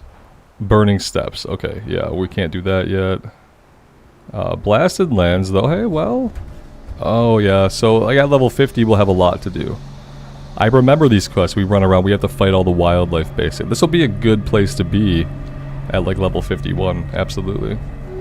Hinterlands, we basically did everything we can do in the Hinterlands. If we go to Root Theron Village, there might be a couple of quests we can pick up there that could take us back to the Hinterlands, but until we head out to Root Theron Village, we got nothing.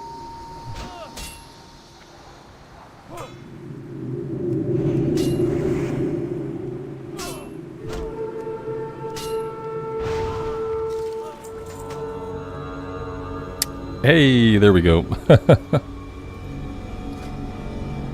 Another piece of plate to the collection.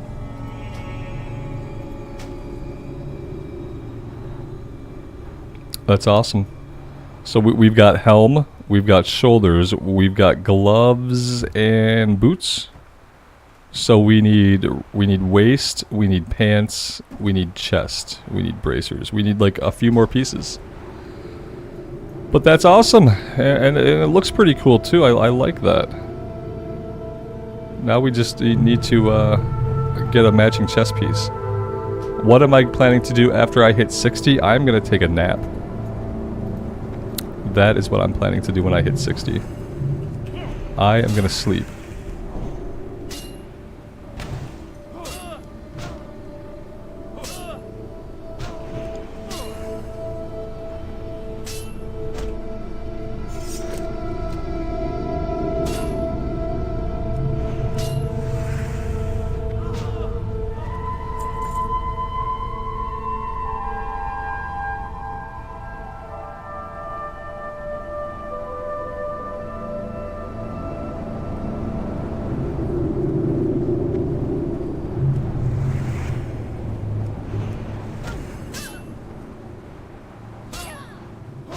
Yeah, the real question there was probably, am I going to do any hardcore raids and stuff? I don't have any plans to do any hardcore raids.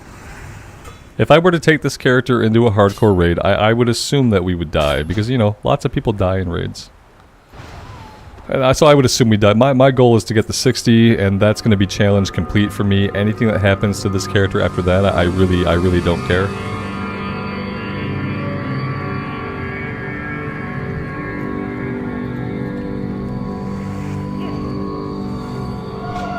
If I want to do like endgame stuff in vanilla era, it's probably not going to be like hardcore if we're talking about like farming the raids and stuff. I'd rather do that in like a season of WoW. I'd rather do that in the seasonal content. If I'm gonna do it at all. I don't have a big interest in 40-man raids anyway. Hey, 46. That is awesome. Alright.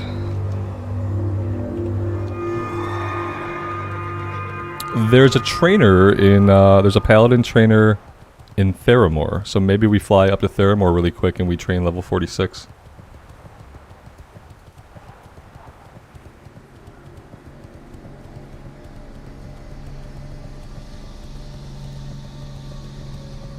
Thanks, guys.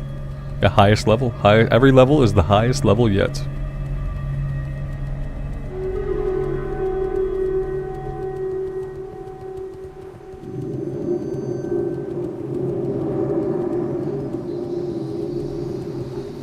Ability-wise, it's not a big level. Yeah, I figured. Like, for me, like, honestly, like, I don't know that we're looking forward to really anything. There are no big levels for me anymore.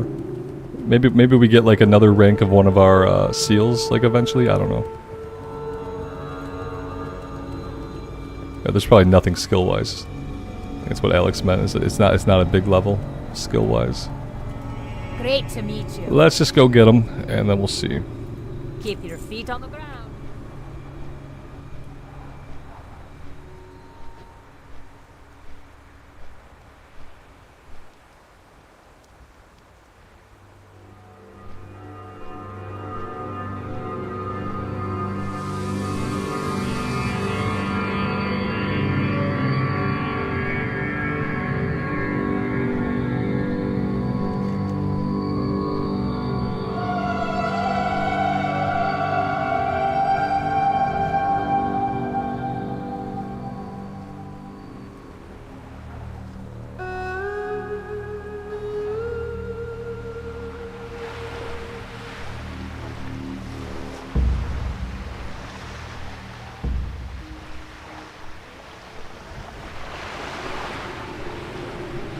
Yeah, see, I have to make my way over here up to Darnassus because we have a couple of turn-ins. And that's experience that's just like sitting there waiting for us to collect it, and also we're gonna have a follow-up that gets the 15 wildkin feathers from the hinterlands. So that'll give us something to do that's a little bit of a lower level. I'll probably put myself on that flight before the next time I come on. And I think we have flight. You know, I didn't even see. Maybe we don't have connecting flights. Maybe that's why I've never done it. we have the flight point at Aberdeen, but it's possible that I'll have to get on a boat at Menethil Harbor because I don't know that we have attaching flight points. I didn't really pay attention too much to that just now. Thanks, Blood Moon. We could better handle the yetis now. Yeah, that's a fair point. I think, like I said, I think I want to do the hinterland stuff. And then after we do the hinterland stuff, you know, we'll have gained 3 bubbles of experience, and then we can go back and think about the yetis. Oh, we still have a little bit of rested XP too. That's awesome. Yeah, we could take the boat from Aberdeen across to Darnassus, yeah. That's probably what I'm going to have to do because I don't think I have a connecting flight. I don't know where the connecting flight would be. I mean, I have a flight point in Ajara. I have a flight point in Ashenvale. I have the flight point in Stonetail, and I wonder what I'm missing. If I don't have a connecting flight from here, then what the hell am I missing? I'm gonna check it out really quick. I feel like I should have a flight that gets me at least to Aberdeen, but maybe I don't. Let's just take a look. Oh, yeah. Okay, no, we're fine. Yeah, I can... Yeah, okay. I see it. We can fly to Aberdeen, and then we can get the boat. Absolutely. Florian, the hardcore realms aren't live yet. There's a PTR, but the hardcore realms aren't live yet. This is on Bloodsail Buccaneers with the add-on. Yeah, that's where people are doing hardcore right now. Alright, let's train with the Paladin trainer. Oh, a heal. You know, that's big. I like that. That's fine. Blessing of Sacrifice. Transferring 45. No, we're just not going to grab that one. And then Ret Aura we don't need. Yeah, not a very big... Not a very big level, absolutely. Alright guys, I'm going to take a break here for today. This seems like the perfect place to take a break. I will park it at the inn so we continue to collect rested XP. And I think tomorrow we're going to be back on the Warlock. We might be back on the Warlock for a couple days. I want this guy to get as much rested XP as he can so that next time we play, it'll be similar to today. I don't want to run out of rested. So yeah, we'll rest him. We'll get on the Warlock tomorrow if you guys are interested in that. Thank you for being here today. I really do appreciate you guys showing up and hanging out. It was a good time, and we're making progress, so that's awesome. Until next time, guys, take care of yourselves out there in the real world, and take care of each other. And we'll see you back here again very soon. Bye for now.